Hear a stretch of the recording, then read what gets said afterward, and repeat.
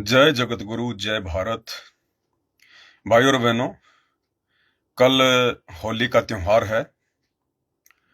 जो होली वर्तमान में एक पाखंड का रूप ले चुकी है और वर्तमान में होली को मनाने वाला व्यक्ति एक प्रकार से मूर्ख व्यक्ति की श्रेणी में ही गिना जाएगा। लेकिन परम पूज्य सतगुरु रामपाल जी भगवान से उपदेश प्राप्त करने के बाद जो उनके भगत हैं, उनके फॉलोवर हैं, उनके लिए होली का त्योहार मनाना बिल्कुल निषेध है, वर्जित है। इसी विषय पर हम बात करेंगे। भगत भाई बहन यदि कोई मन में शंका रखते हैं, किसी भी प्रकार का उनको डाउट है मर्यादा खंडित होने का, तो वो अपनी शंकाएं भी व्यक्त कर सकते हैं कमेंट्स के माध्यम से। एक एक का समाधान भी किया जाएगा। और लाइव जुड़ते ही वीडियो को सबसे पहले सभी भाई बहन शेयर कर दें। हम ज्यादा समय के लिए लाइव नहीं आएंगे। तो शुरुआत करते हैं वीडियो की परमपिता परमेश्वर सतगुरु रामपाल जी भगवान की स्तुति से। परमपिता परमात्मा, सारी सृष्टि के रचनहार, कुल मालिक, असंख्य ब्रह्मांडों के स्वामी, जगत गुरु, तीनों लोकों में प्रवेश करके सबका पालन पोषण करने वाले, राजाधिराज, आत्माधार, नाथों के नाथ, देवों के देव महादेव, सर्वेश्वर, महेश्वर, मृत्युंजय, अजरो अमर, आदि अनादि, सनातनी प्रभु, जगत पिता जगदीश्वर, श्री श्री 1008 की उपाधि के वास्तविक अधिकारी, अकाल मूरत शब्द स्वरूपी राम वासुदेव, सर्वगतम ब्रह्म, परम पूज्य, प्रथम पूज्य, परम संत, परम पुरुष, परम धनी, परम दयालु, सत्य कबीर, हक्का कबीर, अल्लाहु कबीर, अल्लाहु अकबर, बाखबर, अल्लाह ताला, जगत के तारणहार, जगत के मुक्तिदाता, जगत के जगन्नाथ, हारे के सहारे, हिंदुओं के राम, मुसलमानों के अल्लाह, सिखों के वाहिगुरु, ईसाइयों के मसीह, दया के सागर दयानिधि, करुणा के सागर करुणानिधि, स्वयंभू परिभू, संकट मोचन, कष्ट हरण, मंगल करण, दुख भंजन, अविगत कबीर, निर्विकार निर्विषम परमात्मा, अलय अलेख सतगुरु, आदि अनादि सतगुरु, असली मर्यादा पुरुषोत्तम, असली राम, असली कृष्ण, असली घनश्याम, असली मुरारी, राजाओं के राजा, महाराजाओं के महाराजा, शहंशाहों के शहंशाह, सम्राटों के सम्राट, भगवानों के भगवान, अल्लाहों के अल्लाह, प्रभुओं के प्रभु, मसीहाओं के मसीह, सच्चे वाहिगुरु, बाबाओं के बाबा, पीरों के पीर, सर्वगुण संपन्न, अनंत कोटि कलाओं के स्वामी, अनंत कोटि ब्रह्मांडों के नायक, योगियों में महायोगी, ध्यानियों में महाध्यानी, सिद्धों में परम सिद्ध, ज्ञानियों में तत्व ज्ञानी, ब्रह्म ज्ञानी, महाज्ञानी, परम ज्ञानी, सच्चे रहनुमा, करीम अल्लाह, सुभान अल्लाह, दुनिया के अंतिम पैगंबर, युवा कबीर, समर्थ कबीर, असंवाद, अमित ओझा, अविनाशी कबीर, अमर कबीर, ब्रह्मा विष्णु महेश के दादा, काल और दुर्गा के पिता, गांव धनाना, जिला सोनीपत, हरियाणा, भारतवर्ष की पावन भूमि पे प्रकट रियल कल की भगवान, संत शिरोमणि सतगुरु रामपाल जी परमेश्वर जी के चरण कमल में दास का अनंत कोटि दंडवत प्रणाम।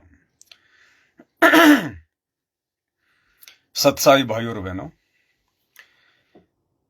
देखो, हमारा सौभाग्य भी है कि आप और हम भाई बहन युग युगांतरों बाद भारतवर्ष की पावन भूमि पे पैदा हुए हैं, हमारा जन्म हुआ है। इस ब्रह्मांड में 49 करोड़ पृथ्वियां हैं, कितने ग्रह उपग्रह हैं, कहां कहां जीवन है, कोई गिनती नहीं है। फिर छोटा सा पृथ्वी लोक है, पृथ्वी लोक पर ना जाने 200-250 देश बना दिए गए, काल के द्वारा टुकड़ों में बांट दिया गया इंसान को। उसकी तो साजिश है कि भाई किसी भी प्रकार से इन आत्माओं को मैं आपस में अध्यात्म की ज्ञान चर्चा ना करने दूं। जब कभी धरती पर वो परमात्मा सतलोक से, सचखंड से इन आत्माओं को लेने के लिए आए, तो ये आत्मा उस परमात्मा के ज्ञान को समझ न जाएं, उसके सत्संग ग्रहण ना कर लें, उनकी शरण में ना आ जाएं और मेरे इस 21 ब्रह्मांड से निकल ना जाएं। क्योंकि काल को चिंता केवल मनुष्य शरीरधारी आत्माओं की है, वो चाहे स्त्री हो चाहे पुरुष हो। क्योंकि इस पृथ्वी के जितने भी मानव शरीरधारी स्त्री पुरुष हैं, वो उसका भोजन है, उसका आहार है। काल कोई आलू टमाटर गाजर दम बिरयानी आलू बिरयानी है ये नहीं खाता है। वो मानव शरीरधारी स्त्री पुरुषों के शरीर की जो वासना होती है, जो गंध होती है, पूरे जीवन में अच्छे बुरे कर्म, खट्टा मीठा खाना, चटपटा भोजन करना, व्यसन करना, शराब बीड़ी गुटखा मांस तंबाकू चोरी जारी मिलावट व्यभिचार काला बाजारी धोखाधड़ी, ये वासना खाता है वो। तो जब इंसान ही नहीं रहेगा तो वासना क्या खाएगा, भूखा मरेगा, शराब लगा हुआ है। तो उसकी कोशिश है कि ये इंसान आपस में ना समझ जाएं, क्योंकि परमात्मा धरती पर आएगा तो किसी एक ही देश में आएगा, और एक देश में आएगा तो भाषा भी केवल वही यूज करेगा। खैर वे तो अनंत भाषाओं के ज्ञाता हैं, लेकिन जब परमेश्वर धरती पर आते हैं और जिस भी देश या प्रांत में आते हैं तो वहां की भाषा यूज करते हैं। बाकी तो परमात्मा ने हमें एप्लीकेशन दे दी है, परमात्मा ने ऐसी ऐसी टेक्नोलॉजी दे दी है, आज आप किसी भी भाषा को किसी भी एप्लीकेशन के माध्यम से आप उसका ट्रांसलेट कर सकते हैं, ये बात अलग है। लेकिन काल को तो पता है इस बात का कि वो परमात्मा अपने नियम तोड़ के चमत्कार नहीं करता, इसलिए वो जहां भी आएगा वहीं की भाषा यूज करेगा। तो उसने दुनिया भर में कितनी भाषाएं बना दी, कई हजारों की संख्या में, लाखों की संख्या में भाषाएं हैं। और उसको ये भी डर था कि वो संत, वो परमात्मा भारत देश में आएगा, विशेषकर भारत देश में आएगा, क्योंकि कबीर परमात्मा का भारत भूमि से विशेष नाता है, विशेष नाता। ये परमात्मा का हृदय है, भारत देश जो है परमात्मा का हृदय है। ये यहीं से परमात्मा अपनी आत्माओं को सतलोक ले जाने की जो है वो शुरुआत करते हैं। तो भारत देश में भी उसने कितने जो है बंटवारे कर दिए, कितने स्टेट बना दिए, हर स्टेट की भाषा अलग अलग कर दी। हरियाणा का आदमी केरला की भाषा नहीं समझ सकता, केरला का आदमी हरियाणा की भाषा नहीं समझ सकता, पंजाब का आदमी जो है तमिलनाडु की भाषा नहीं समझ सकता। और स्टेट में भी हर जिले की भाषा अलग अलग है। उसके बाद इसने 200-250 देश बना दिए, हर देश की भाषा अलग बना दी। उस देश में भी हर स्टेट की, हर जिले की भाषा अलग अलग बना दी। मतलब इस काल ने इतने रोड़े पैदा कर दिए, इतना भयंकर षड्यंत्र जाल फैला दिया कि ये आत्माएं मेरे जाल से बाहर ना निकल जाएं, उस तत्वदर्शी संत के सत्संग सुन के अपना आत्म कल्याण ना करवा लें, उसकी मर्यादा में रह के भक्ति ना कर लें। ये षड्यंत्र है इसका। उसके बाद इसने दुनिया भर के त्योहार, फेस्टिवल, उत्सव, पता नहीं दुनिया भर की बकवादें इसने शुरू करवा दी, ताकि ये इंसान कमाता रहे और उन बकवादों में पैसा खर्च करता रहे, गधे बैल की तरह कमाए, फिर ब्याह शादी भात छूचक पेज लेन देन, होली दिवाली दशहरा मकर संक्रांति, दुनिया भर की बकवादें इसने शुरू करवा दी कि ये बैल और गधे की तरह कमाए जाए और इसी लेन देन में फंसा रहे, और इसको फुर्सत ही ना मिले सत्संग सुनने की, ज्ञान समझने की। इतना भयंकर जाल में उसने हमें बांट दिया। ऊपर से इसने धर्म बना दिए अलग अलग, वो कहता कि मेरा धर्म बढ़िया, वो कहता मेरा धर्म सर्वश्रेष्ठ है। फिर इसने जातियां बना दी दुनिया भर की, हमारी जाति श्रेष्ठ, हम ब्राह्मण, कोई कहता हम जाट हैं, हम क्षत्रिय हैं, हम यादव हैं, हम फलाने, हम दिखणे हैं। फिर इसने समुदाय बना दिए अलग अलग, पता नहीं कितने षड्यंत्र इसने पैदा कर दिए। तो भाई और बहनों, इसी षड्यंत्र का एक हिस्सा है ये होली।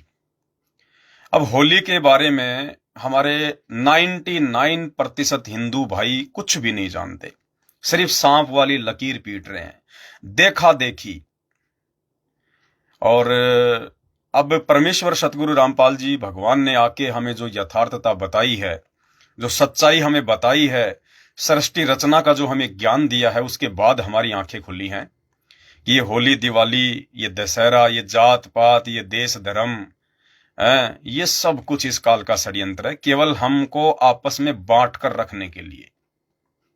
तो अब ये षड्यंत्र टूटेगा, क्योंकि परमात्मा धरती पर प्रकट हो चुके हैं, अपना अनमोल तत्व ज्ञान दे रहे हैं, ज्ञान आत्माओं के हृदय में समा रहा है, और तन मन धन से आत्माएं परमात्मा के प्रति समर्पित हो चुकी हैं अपने आत्म कल्याण के लिए। तो संत रामपाल जी के भक्तों ने तो किसी भी प्रकार के पाखंड में ना कोई सहयोग करना है और ना इस पाखंड में अपना पैर दसाना है।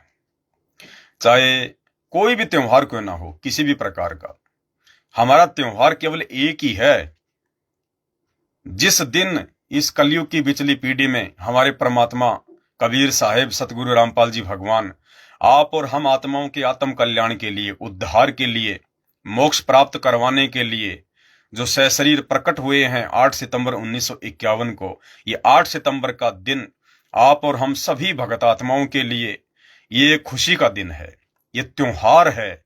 लेकिन हमने इस 8 सितंबर को दुनिया वालों की तरह बकवाद करके नहीं मनाना है, कोई विशेष खुशी जाहिर करके नहीं मनाना है, दुनिया भर का आडंबर, पाखंड या डेकोरेशन वगैरह करके नहीं मनाना है। हमने इस दिन को याद करना है कि हे परमात्मा, कैसे हम नीच आत्माओं पर आपने रहम कर दिया, मेहर कर दी। परमात्मा, हम नीचों को इस काल के जाल से निकालने के लिए आप धरती पर प्रकट हुए, आप इस गंदे लोक में आए। उस दिन को हमने याद करना है, अपने परमात्मा में विशेष प्यार और जो है वो कसक बनानी है। उस दिन हमने छुट्टी करके और परमात्मा के विशेष जो है वो सत्संग सुनने हैं, मालिक की महिमा करनी है, परमात्मा के हमने गुणगान करने हैं। ये होता है वो दिन मनाना। दारू की बोतल खोल ली, बकरा काट लिया, दुनिया भर की चाइनीज लाइट लगा दी, पटाखे फोड़ दिए, ये तो बकवाद है, ये पाखंड है, ये ड्रामेबाजी है, ये भक्तों को शोभा नहीं देती है। तो अब ये जितने भी त्योहार हैं जो हमारा समय, श्वासें और धन बर्बाद करने के लिए इस काल का एक षड्यंत्र है, पूज्य गुरुदेव भगवान ने हमें यथार्थता बताई है। अब ये होली क्या है, आप और हम भाई बहनों को तो परमात्मा ने बता दिया, लेकिन ये जगत वाले जो संत रामपाल जी के सत्संग नहीं सुनते हैं, जो दूसरे संतों से, पंथों से जुड़े हुए हैं, या बहुत सारे लोग ऐसे हैं जिनको किसी संत या पंथ से जुड़ने का समय नहीं है, वो माया के जो है वो मजदूर बने हुए हैं, लेकिन फिर भी देखा देखी दुनिया भाग रही है। यथार्थता किसी को नहीं पता। किसी को भी पूछ लो कि भाई होली क्यों मनाई जाती है, होली मनाने के पीछे का रीजन क्या है, एक भी हिंदू को, जो संत रामपाल जी के शरण में है उनके अलावा एक भी हिंदू को इन त्योहारों की असलियत का नहीं पता, वास्तविकता का नहीं पता। यही कहेंगे अरे हमारे बाप दादा मनाते आ रहे हैं, पीढ़ी दर पीढ़ी लोग मनाते आ रहे हैं, और देखा देखी सांप वाली लकीर पीट रहे हैं, सच्चाई नहीं पता।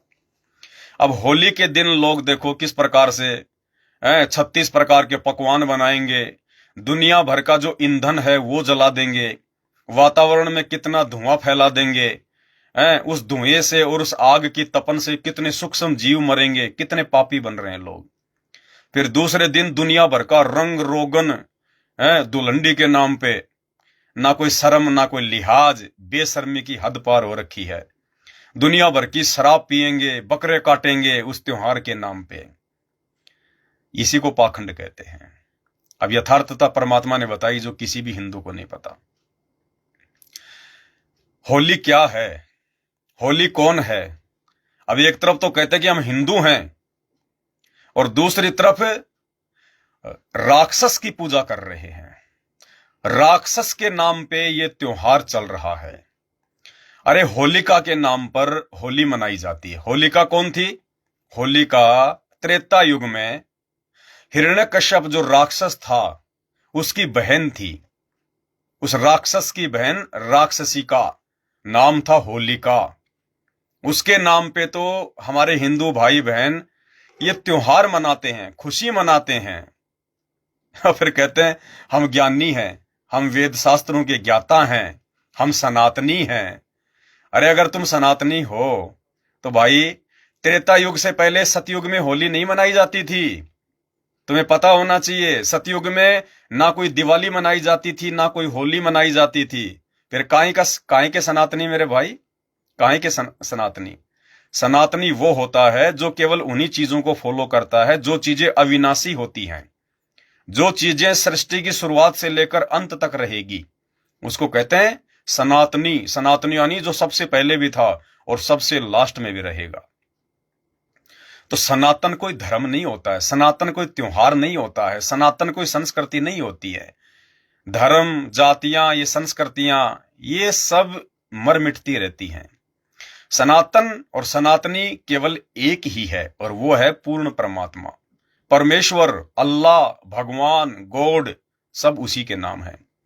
वो परमात्मा जिसने सृष्टि की उत्पत्ति की, जिस परमात्मा का कोई आदि नहीं, कोई अंत नहीं, जिस परमेश्वर को मारने में कोई सक्षम नहीं, ये सृष्टि खंडित हो जाएगी तब भी वो परमात्मा रहेगा, ये सृष्टि नहीं थी तब भी वो परमात्मा था। उसको कहते हैं सनातन, जिसका किसी भी देश काल और परिस्थिति में विनाश ना हो, अविनाशी, अजरो अमर। सनातन शब्द केवल परमात्मा के साथ लगता है और किसी भी वस्तु के साथ सनातन नहीं लग सकता। या उस परमेश्वर के जो मंत्र हैं, जिन मंत्रों से हमारा मोक्ष होगा, उन मंत्रों को हम सनातनी मंत्र जो है वो कह सकते हैं। हम लोग नित्य नियम में पढ़ते हैं ना, सतगुरु आदि अनादि है और सतगुरु मध्य है मूल, सतगुरु को सिजदा करूं एक पलक नहीं भूल। यानी आदि और अनादि केवल परमात्मा है, सतगुरु जी हैं और कोई नहीं है।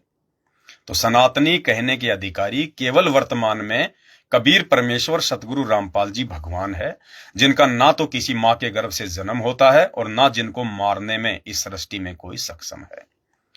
तो एक राक्षस स्त्री के नाम पे आज हमारा हिंदू समाज होली मना रहा है, खुशी मना रहा है। और आज क्या आवश्यकता है इस होली वाले इस त्योहार को मनाने की? कोई औचित्य नहीं निकलता इसका। अरे होली के दिन तो बैठ के लोगों ने अपने घर पर जो है दुख मनाना चाहिए, लोगों ने विचार करना चाहिए, चिंतन करना चाहिए। अगर तुम्हें होली की वास्तविकता का पता है तो त्रेता युग में हिरण्यकशिपु नाम का राक्षस था और उसकी बहन थी होलिका। और जो हिरण्यकश्यप था उसने ब्रह्मा जी से तप करके वरदान प्राप्त कर लिया था कि ना दिन में मरूं, ना रात में मरूं, ना अस्त्र से मरूं, ना शस्त्र से मरूं, ठीक है, ना धरती पे मरूं, ना आकाश में मरूं, ना जमीन पे मरूं, ना वहां मरूं, ना किसी देव से मरूं, ना महादेव से मरूं। मतलब उसने अपनी बुद्धि से ऐसा वरदान ले लिया कि मुझे कोई मार ही नहीं सकता। लेकिन वो तो एक जीव की सोच थी। और उसके बाद अब अहंकार आ गया उसमें, खुद ही भगवान बन बैठा। अब उसी के घर में परमात्मा ने अपना भगत भेज दिया प्रहलाद। और प्रहलाद को जब ज्ञान हुआ कि भाई भक्ति इस हिरण्यकश्यप की नहीं, भक्ति मेरे बाप की नहीं, भक्ति तो सबके बाप की करनी चाहिए, उस परमात्मा की। उसको केवल विष्णु तक का ज्ञान था, तो वो विष्णु विष्णु नाम जाप करता था। हिरण्यकश्यप को यह पसंद नहीं आया कि लोग क्या कहेंगे कि राजा का बेटा ही मेरा भगत नहीं है, तो लोग मेरी अधीनता को कैसे स्वीकार करेंगे। ये सोचकर उसने प्रहलाद को समझाया, लेकिन प्रहलाद नहीं समझा क्योंकि वो भक्ति बीज था।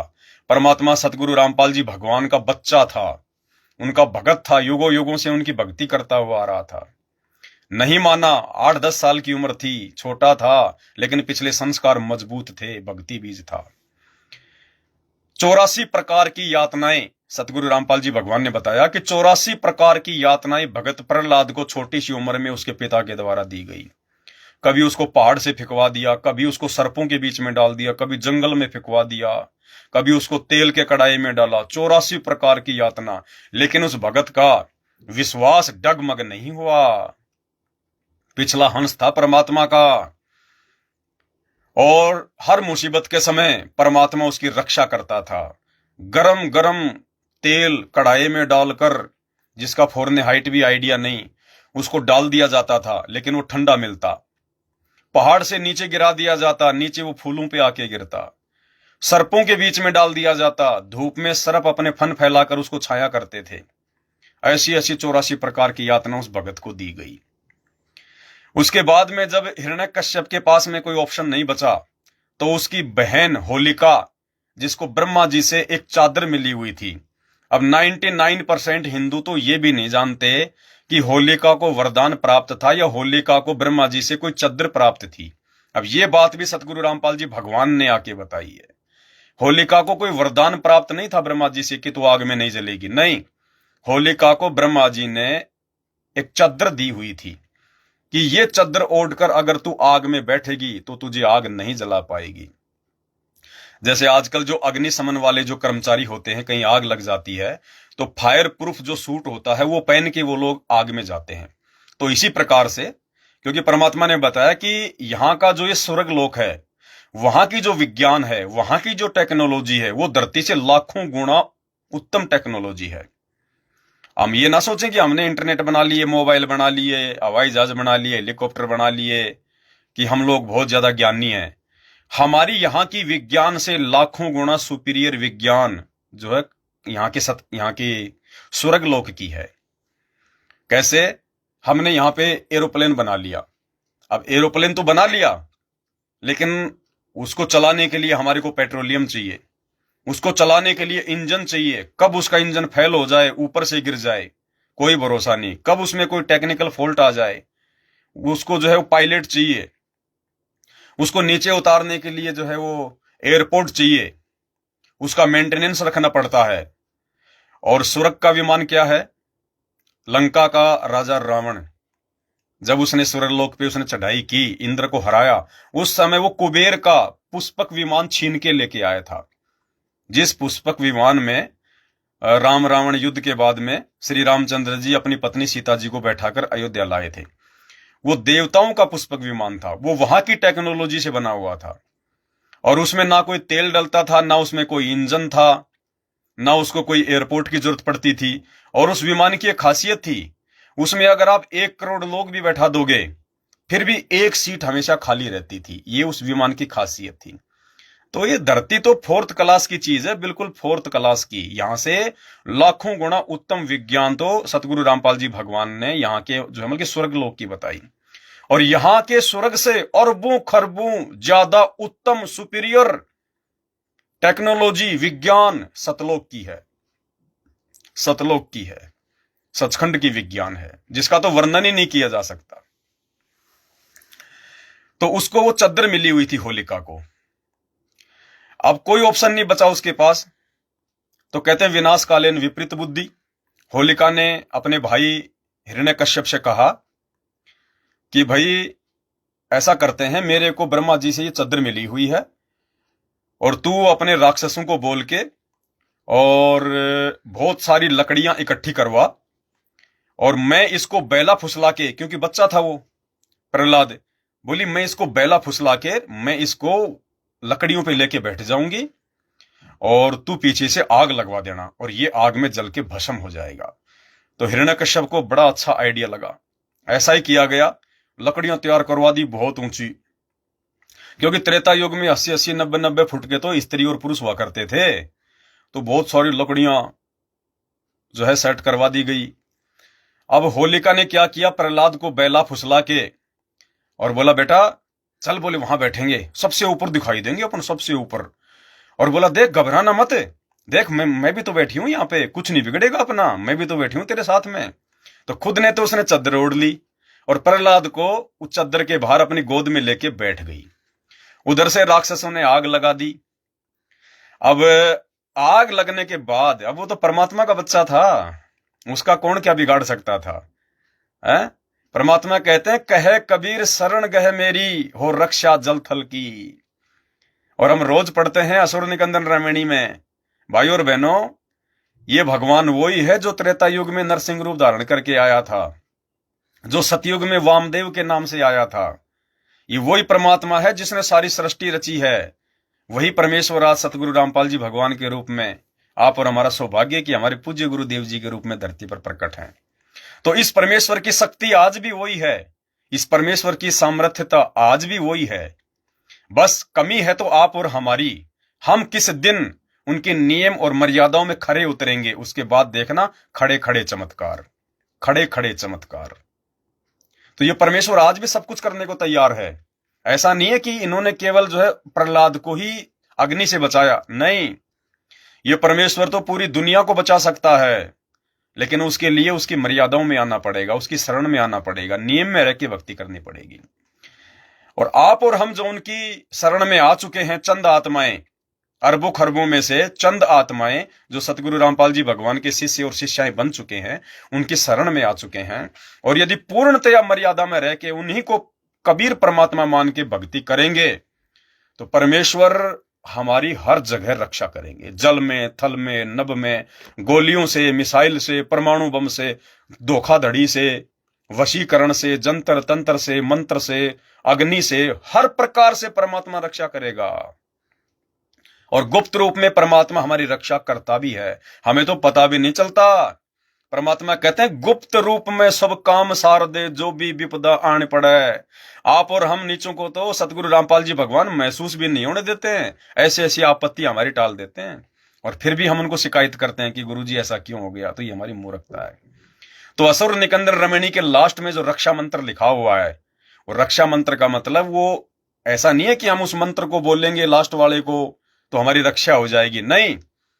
रक्षा मंत्र तो जो नाम उपदेश देते समय जो मंत्र जाप करने के लिए गुरुदेव ने दे दिया वो ही है। लेकिन असुर निकंदन रमणी में जो रक्षा मंत्र है लास्ट में, वो तो उनकी जो मतलब की महिमा है कि यदि तुम संत रामपाल जी की शरण में आ जाओगे, उनके दिए गए मंत्रों को मर्यादा में रहकर जाप करोगे तो तुम्हारी रक्षा होगी। और किन किन चीजों से रक्षा होगी उसकी जानकारी उस रक्षा मंत्र में है कि सतगुरु शरण शरण आई और शरण गए कछु भय नहीं व्यापे, काल जाल भय मिट जाई, रोग शोग छल छिद्र न व्यापे, सन्मुख ना ठहराई। रोग यानी कोई भी महामारी वायरस संत रामपाल जी के भक्तों का बाढ़ बाका नहीं कर सकती। शोग यानी आपको कोई दुख नहीं हो सकता। छल छिद्र, आपके साथ कोई धोखाधड़ी करे तो करे, आपका कुछ नहीं बिगाड़ेगा। रोग शोग छल छिद्र न व्यापे, सन्मुख ना ठहराई, और जहर अग्नि तन निकट न आवे, दूरी जात रंगाई। जहर और अग्नि संत रामपाल जी के भक्तों का जो पूर्णतया मर्यादा में है, उनका बाल भी बाका नहीं कर पाएगी, बाल भी बाका। जैसे परमात्मा ने होलिका की गोद से प्रहलाद को बचाया, ऐसे बचाएगा परमात्मा आज अपने भक्तों को। और देख लेना 2028 जो महाविनाश का समय आ रहा है, उससे पहले पहले जो तांडव मचेगा देश और दुनिया में, उस समय कैसे सतगुरु रामपाल जी भगवान अपनी विशेष आत्माओं की रक्षा करेंगे। सभी भक्तों की रक्षा नहीं करेंगे, लाखों की संख्या में संत रामपाल जी के फॉलोवर हैं, लेकिन उन सब की रक्षा नहीं होगी। विशेष आत्माओं की रक्षा होगी, विशेष भक्तों की रक्षा होगी। और विशेष भक्त वो होते हैं जो अपने गुरु को परमात्मा मान के उनकी प्रत्येक आज्ञा में चलते हैं, उनकी रक्षा होगी। राजनीति करने वाले, खेल स्टेडियम बनाने वाले, आश्रमों में जा जाके गुरु की गैर हाजिरी में कुपात्रों को ज्योति पाठ का दान देने वाले, गुंडों की सीबीआई जांच कराने वाले, राजनीति में हस्तक्षेप करने वाले, आरक्षणों में बैठकर गुरु जी की बदनामी करने वाले, आन उपासना में जाके जो है मतलब भंडारे करने वाले अयोध्या में, ऐसे लोगों की रक्षा नहीं होगी। वो भगत चाहे कितना ही संत रामपाल जी को अपना गुरु कहें, कितना ही भक्ति करें, वो वर्तमान में मर्यादा में नहीं है। उन सब की मर्यादा काल बलि तुड़वा चुका है, वो केवल नाम के भगत हैं। तो होलिका प्रहलाद को लेके बैठ गई, नीचे से आग लगा दी गई, लेकिन वो होलिका भूल गई, घमंड में, अहंकार में वो भूल गई कि ब्रह्मा जी ने जब उसको चद्दर दी थी तो ये भी कहा था कि जिस दिन तू इस चद्दर का जो है वो गलत प्रयोग करेगी, उसी दिन ये शक्ति तेरे से छीन ली जाएगी। तो जैसे ही आग ने अपना जोर पकड़ना शुरू किया और आग होलिका तक जो है वो पहुंची, तो प्रहलाद को तो कुछ भी महसूस नहीं हो रहा, प्रहलाद को तो कुछ भी महसूस नहीं हो रहा, वो तो परमात्मा का बच्चा। अब उधर से क्या किया परमात्मा ने, वो समर्थ सतगुरु ने क्या किया, कबीर परमात्मा सतगुरु रामपाल जी भगवान ने क्या किया। जैसे ही आग ने जोर पकड़ा, चारों तरफ आग फैल गई, ना होलिका भाग सकती, ना प्रहलाद भाग सकता, धक्कड़ धक्कड़ जलने लगी। उसी समय कबीर भगवान सतगुरु रामपाल जी परमात्मा ने ऐसी भयंकर आंधी चलाई, ऐसी भयंकर हवा चलाई कि वो जो चद्दर होलिका ओढ़ के बैठी हुई थी, वो चद्दर होलिका से हटके और उस भगत जो है प्रहलाद के ऊपर आ गिरी। उस चद्दर ने उस बच्चे को जो है वो ढक लिया चारों तरफ से, और प्रहलाद बिल्कुल सुरक्षित हो गया। और होलिका जो है वो जलने लग गई, चिल्ला रही है, रो रही है, चिल्ला रही है, रो रही है, हे ब्रह्मा जी, हे ब्रह्मा जी, हे प्रजापति, आपने धोखा कर दिया, धोखा कर दिया। उसी समय ब्रह्मा जी प्रकट हो गए, बोले बेटी धोखा नहीं किया, तूने इस वरदान वाली इस चद्दर का नाजायज फायदा उठाया है। तो होलिका जल के खाक हो गई और भगत प्रहलाद की परमात्मा ने रक्षा की। यानी हमें शिक्षा लेनी चाहिए। आज जो अपने आप को सनातनी कहते हैं, हिंदू कहते हैं, फिर दारू के ठेकों पे जाके बैठते हैं, छोटी छोटी बातों पे लड़ाई झगड़ा करते हैं, मुकदमेबाजी करते हैं, चोरी जारी मिलावट ठगी, माता बहनों को उल्टी नजरों से देखते हैं, सही भक्ति नहीं करते, पाखंड पूजा करते हैं, मंदिरों में जाके पत्थरों की पूजा करते हैं, तीर्थों पे जाते हैं, उन तीर्थों का इतिहास भी नहीं पता 90% लोगों को है। 90% को उन तीर्थों का इतिहास भी नहीं पता कि वो तीर्थ क्यों बने हैं, उनके पीछे की असलियत क्या है। और फिर भी कहते हैं हम होली मना रहे हैं, हम होली मना रहे हैं, हम होली मना रहे हैं, हम हिंदू, हम हिंदू। अरे तुम्हें तो चिंतन करना चाहिए, ये विचार करना चाहिए कि हम भी वो भक्ति करें जो भक्ति उस भगत प्रहलाद ने की, जो आग में भी उसकी रक्षा हुई, परमात्मा सदा उसके साथ था।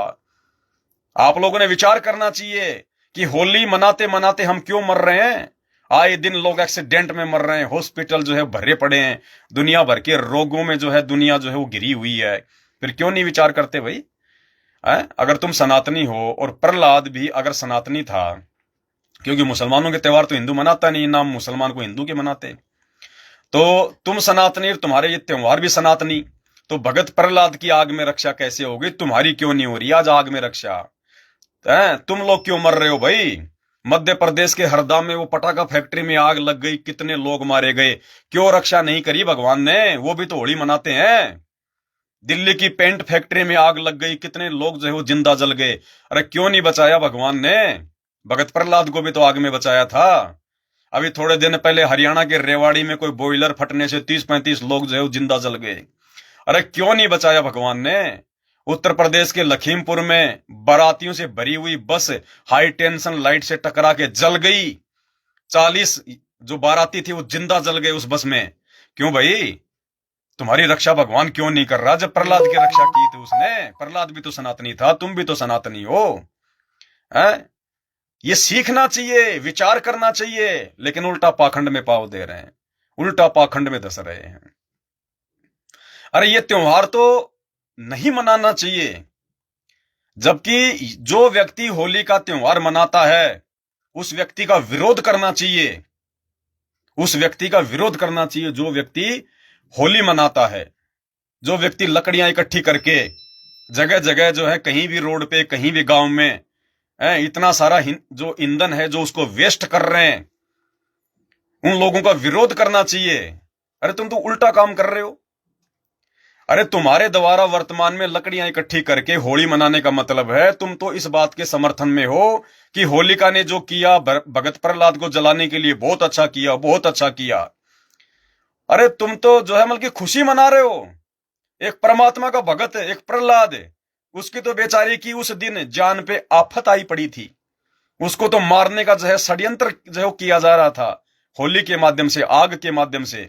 और तुम उस दिन, जिस दिन की यादगार के लिए ये दिन जो मनाया जाता है होली का, अरे उस दिन तुम लोगों ने बैठ के विचार करना चाहिए, जबकि तुम तो उल्टा पाखंड में बढ़ावा दे रहे हो।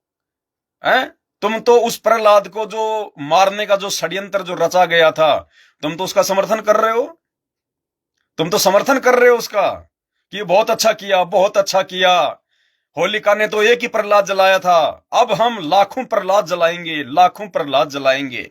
खुशी मनाते हो, डफ बजाते हो, गाने गाते हो, और उसके दूसरे दिन दुनिया भर के रंग रोगन से एक दूसरे को बंदर बनाते हो, खुद भी जो है बंदर बनते हो, पीपे के दारू गंदी नाली में जो है गिरते फिरते हो। अरे त्रेता युग में जिस दिन वो होलिका जो मरी थी, उसके दूसरे दिन वहां पे कोई खुशी मनाई गई थी क्या? अरे त्रेता युग में होली जब मरी थी, होलिका के दूसरे दिन वहां पे कोई रंग रोगन मनाया गया था क्या? है? तुम खुशी मना रहे हो। कोई खाटू श्याम जी जाके खुशी मना रहा है, कोई तिरुपति जाके खुशी मना, कोई रिश्तेदारों में जाके खुशी मना रहा है। काहे की खुशी मना रहे हो तुम? तुमने तो दुख मनाना चाहिए, दुख। खुशी की तो कोई बात ही नहीं है इसमें। जिस दिन प्रहलाद को जलाने का प्रयास किया गया और होलिका जल गई, राजा की बहन जल गई, हैं? अरे उसके दूसरे दिन तो बेचारे प्रहलाद को बुखार चढ़ गया, बेचारा डर गया कि पहले ये मेरा बाप मेरे को दुखी करता था, ये परेशान किया करता था, और अब तो मेरी वजह से इसकी बहन भी मर गई जो इसकी बहुत ही जो है वो प्यारी थी, और अब तो ये मेरे को और ज्यादा दुखी करेगा, मेरे को और जो है परेशानियां देगा। इस बात को सोच के दूसरे दिन बेचारा प्रहलाद तो चिंतित हो गया, टेंशन हो गई। और आज तुम क्या करते हो? होली के दिन तो आग जलाते हो, खुशी मनाते हो, जिस दिन बेचारे प्रहलाद को यातना दी जा रही थी, उसको मारने का प्रयास किया जा रहा था, उस दिन को तो तुम खुशी मना रहे हो, और उसके दूसरे दिन रंग रोगन है, एक दूसरे पे गुलाल छिड़क रहे हो, काले पीले हो रहे हो, शराब पी पी के मस्त हो रहे हो, और दूसरे दिन बेचारा प्रहलाद तो टेंशन में बैठा हुआ था। तो भाई तुम काहे के सनातनी हो? तुम्हें अपनी संस्कृति का नहीं पता, तुम्हें अपने इतिहास का नहीं पता।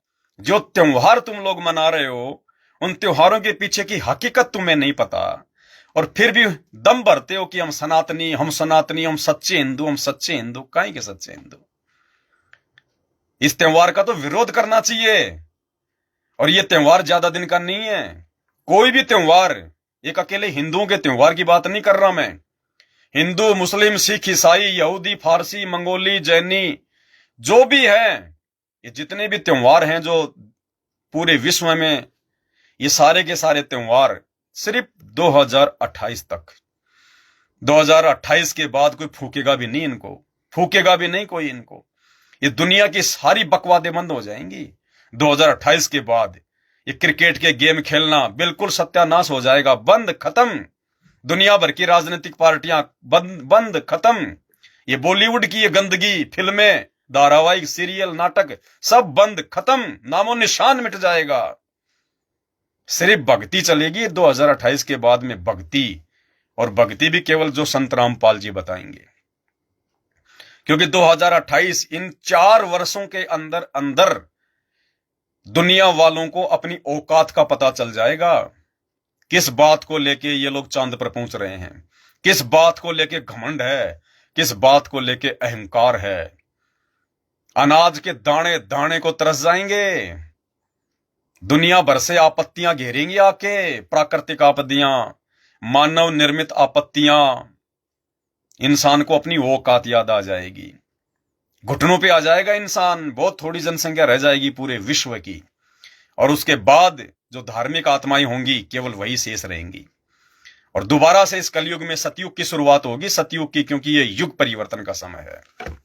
लेकिन इस बात से संत रामपाल जी के भक्तों के अलावा बाकी दुनिया अनजान है, बेजान है। इसलिए भाई अभी लोग, कोई अपने पैसे के नशे में है, कोई अपनी संपत्ति के नशे में है, कोई अपनी नौकरी के नशे में है, कोई किस चीज के नशे में है, कोई अपने शरीर के नशे में है। ये सारे नशे फीके पड़ जाएंगे 2 मिनट में, सारे नशे फीके पड़ने वाले हैं दुनिया के 2028 तक। तो भाई और बहनों, हमें सतगुरु ने आके वास्तविकता बता दी, ये तत्व ज्ञान दे दिया। अब हमारे लिए यदि सबसे अहम, सबसे सुप्रीम और सबसे प्रथम रखकर आगे बढ़ने के लिए कोई चीज है, तो वो है गुरु मर्यादा। अगर गुरु मर्यादा नहीं है तो हम चाहे कितनी भक्ति कर लें, कितना कुछ कर लें, परमात्मा फिर हमें अपना संस्कार ही देगा, जैसे जगत वालों को मिल रहा है। मृत्यु तो मृत्यु, सुख तो सुख, दुख तो दुख। संस्कार से बढ़कर परमात्मा उन्हीं को देता है जो उनकी शरण में आकर पूर्णतया उनकी मर्यादा में रहकर सच्चे नियत से भक्ति करते हैं। तो आप और हम भाई बहनों ने, संत रामपाल जी परमेश्वर जी के तमाम फॉलोवर्स ने, और विशेषकर साध संगति से जुड़े हुए सत्सेवक भाई बहनों ने किसी भी प्रकार के आडंबर में कोई सहयोग नहीं करना है। हमने खुद ने तो ये त्योहार वाले आडंबर करने ही नहीं है। हमने तो कोशिश करनी है लोगों को समझा समझा के इस पाखंड को जड़ से खत्म करने की, जो प्रयास हमारे पूज्य गुरुदेव भगवान कर रहे हैं। और अब वो प्रयास हमने करना है, लोगों को समझाना है, इन त्योहारों की असलियत समझानी है, वास्तविकता समझानी है। लोगों का जीवन बर्बाद हो रहा है, लोगों का धन और पैसा बर्बाद हो रहा है। क्या हासिल होगा इन 3-4 दिनों में? कितना पैसा लोगों का बर्बाद होगा है? और तरह तरह से, कोई कहां से छुट्टी लेके आ रहा है, कोई कहां से छुट्टी लेके आ रहा है। दुनिया भर का रंग रोगन, कितना पानी बर्बाद होगा। अरे तमिलनाडु और उधर जाके देखो, लोग पानी के लिए रो रहे हैं, तरस रहे हैं। जल संकट आ रहा है, वहां पे इमरजेंसी लगने के हालात हो रहे हैं। और यहां थोड़ा बहुत सुख है इधर नॉर्थ इंडिया में, तो तुम लोग समझ नहीं रहे, बर्बादी कर रहे हो। वो समस्या इधर आने में ज्यादा समय नहीं है, ज्यादा समय नहीं है। जब ऊपर वाले का जब कहर टूटेगा तो पता नहीं चलेगा क्या हो जाएगा और कब हो जाएगा। तो विचार करो इन बातों पे। तो भाई और बहनों, हमने इस पाखंड में कोई भी किसी भी प्रकार का, ना अपने घर वालों का, ना रिश्तेदारों का, ना अड़ोसियों का, ना पड़ोसियों का। हमने किसी का सहयोग नहीं करना है, अन्यथा मर्यादा टूटेगी, परमात्मा हमसे नाराज होंगे।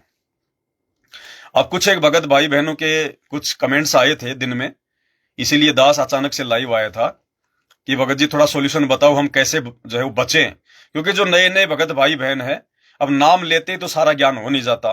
अब वर्तमान में हमारे गुरुदेव हमारे बीच में है नहीं शारीरिक रूप से, वो हिसार में बैठे हुए हैं। अब ऐसे में पीछे से उनका जो परिवार है, उनके बेटा बेटी भाई बंधु रिश्तेदार हैं, जो लोग सतलोक आश्रम खोल खोल के बैठ गए हैं, उन्होंने धर्म को अपना धंधा बना लिया। वो भक्तों को सच्चाई बताते नहीं, नाम देने से पहले नियम उनको समझाते नहीं, अच्छे से उनकी शंकाओं का समाधान नहीं करते, तो बेचारे मर्यादा जो है वो तोड़ बैठते हैं। और धीरे धीरे मर्यादा टूटने से फिर लाभ होगा नहीं, परमात्मा का नियम है। फिर वो भक्ति मेरे भगवान में दोष देखना शुरू जो है वो कर देते हैं। तो कुछ एक शंकाएं दास के पास में आई थी, बाकी मैं देख लेता हूं ऐसा और कोई कमेंट्स वगैरह कुछ आया हो तो सबसे पहले तो एक भगत है या बहन थी मुझे नहीं पता, उनका कमेंट्स आया था कि भगत जी स्कूल में जाते हैं तो हमारे को रंग लगाते हैं, तो हम कैसे बचें। देखो भाई, या तो जिस दिन स्कूल में होली मनाई जाती है, धुलंडी मनाई जाती है, वो चाहे एक दिन बाद में मनाई जाती हो, चाहे एक दिन पहले मनाई जाती हो, उस दिन आप स्कूल की छुट्टी कर लो, आपने उस दिन स्कूल नहीं जाना है। जिस दिन आपकी स्कूल में या कॉलेज में या किसी कोचिंग में या किसी भी ऑफिस में, कंपनी में, फैक्ट्री में, जहां भी आप जाते हैं, पढ़ते हैं, मजदूरी करते हैं, काम धंधा करते हैं, जिस दिन वहां पे होली वगैरह मनाई जाती है, इस पाखंड को बढ़ावा देने के लिए, इस बकवाद को बढ़ावा देने के लिए, उस दिन आप अपनी छुट्टी कर लीजिए। आपने उस दिन वहां जाना ही नहीं है। ना रहेगा बांस, ना बजेगी बांसुरी।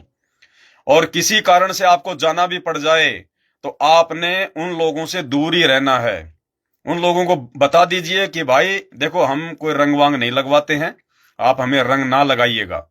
तो जबरदस्ती कोई करता नहीं, फिर भी कोई एक आधा निकम्मा जबरदस्ती अगर आप रंग वगैरह डाल भी दे, तो आपकी इच्छा नहीं होनी चाहिए कि लोग मुझे भी रंग लगाएं या मैं भी लोगों को रंग लगाऊं। आपके अंदर से बिल्कुल भी इच्छा नहीं होनी चाहिए। और उसके बावजूद यदि कोई जबरदस्ती या कोई पीछे से, धोखे से या अचानक अगर आपके ऊपर रंग वगैरह डाल देता है, तो उसमें फिर आपको कोई दोष नहीं है। घर आकर अपना साफ करके परमात्मा को दंडवत प्रणाम करके अपनी भक्ति करें, ये तरीका है, दूसरा कोई तरीका नहीं है।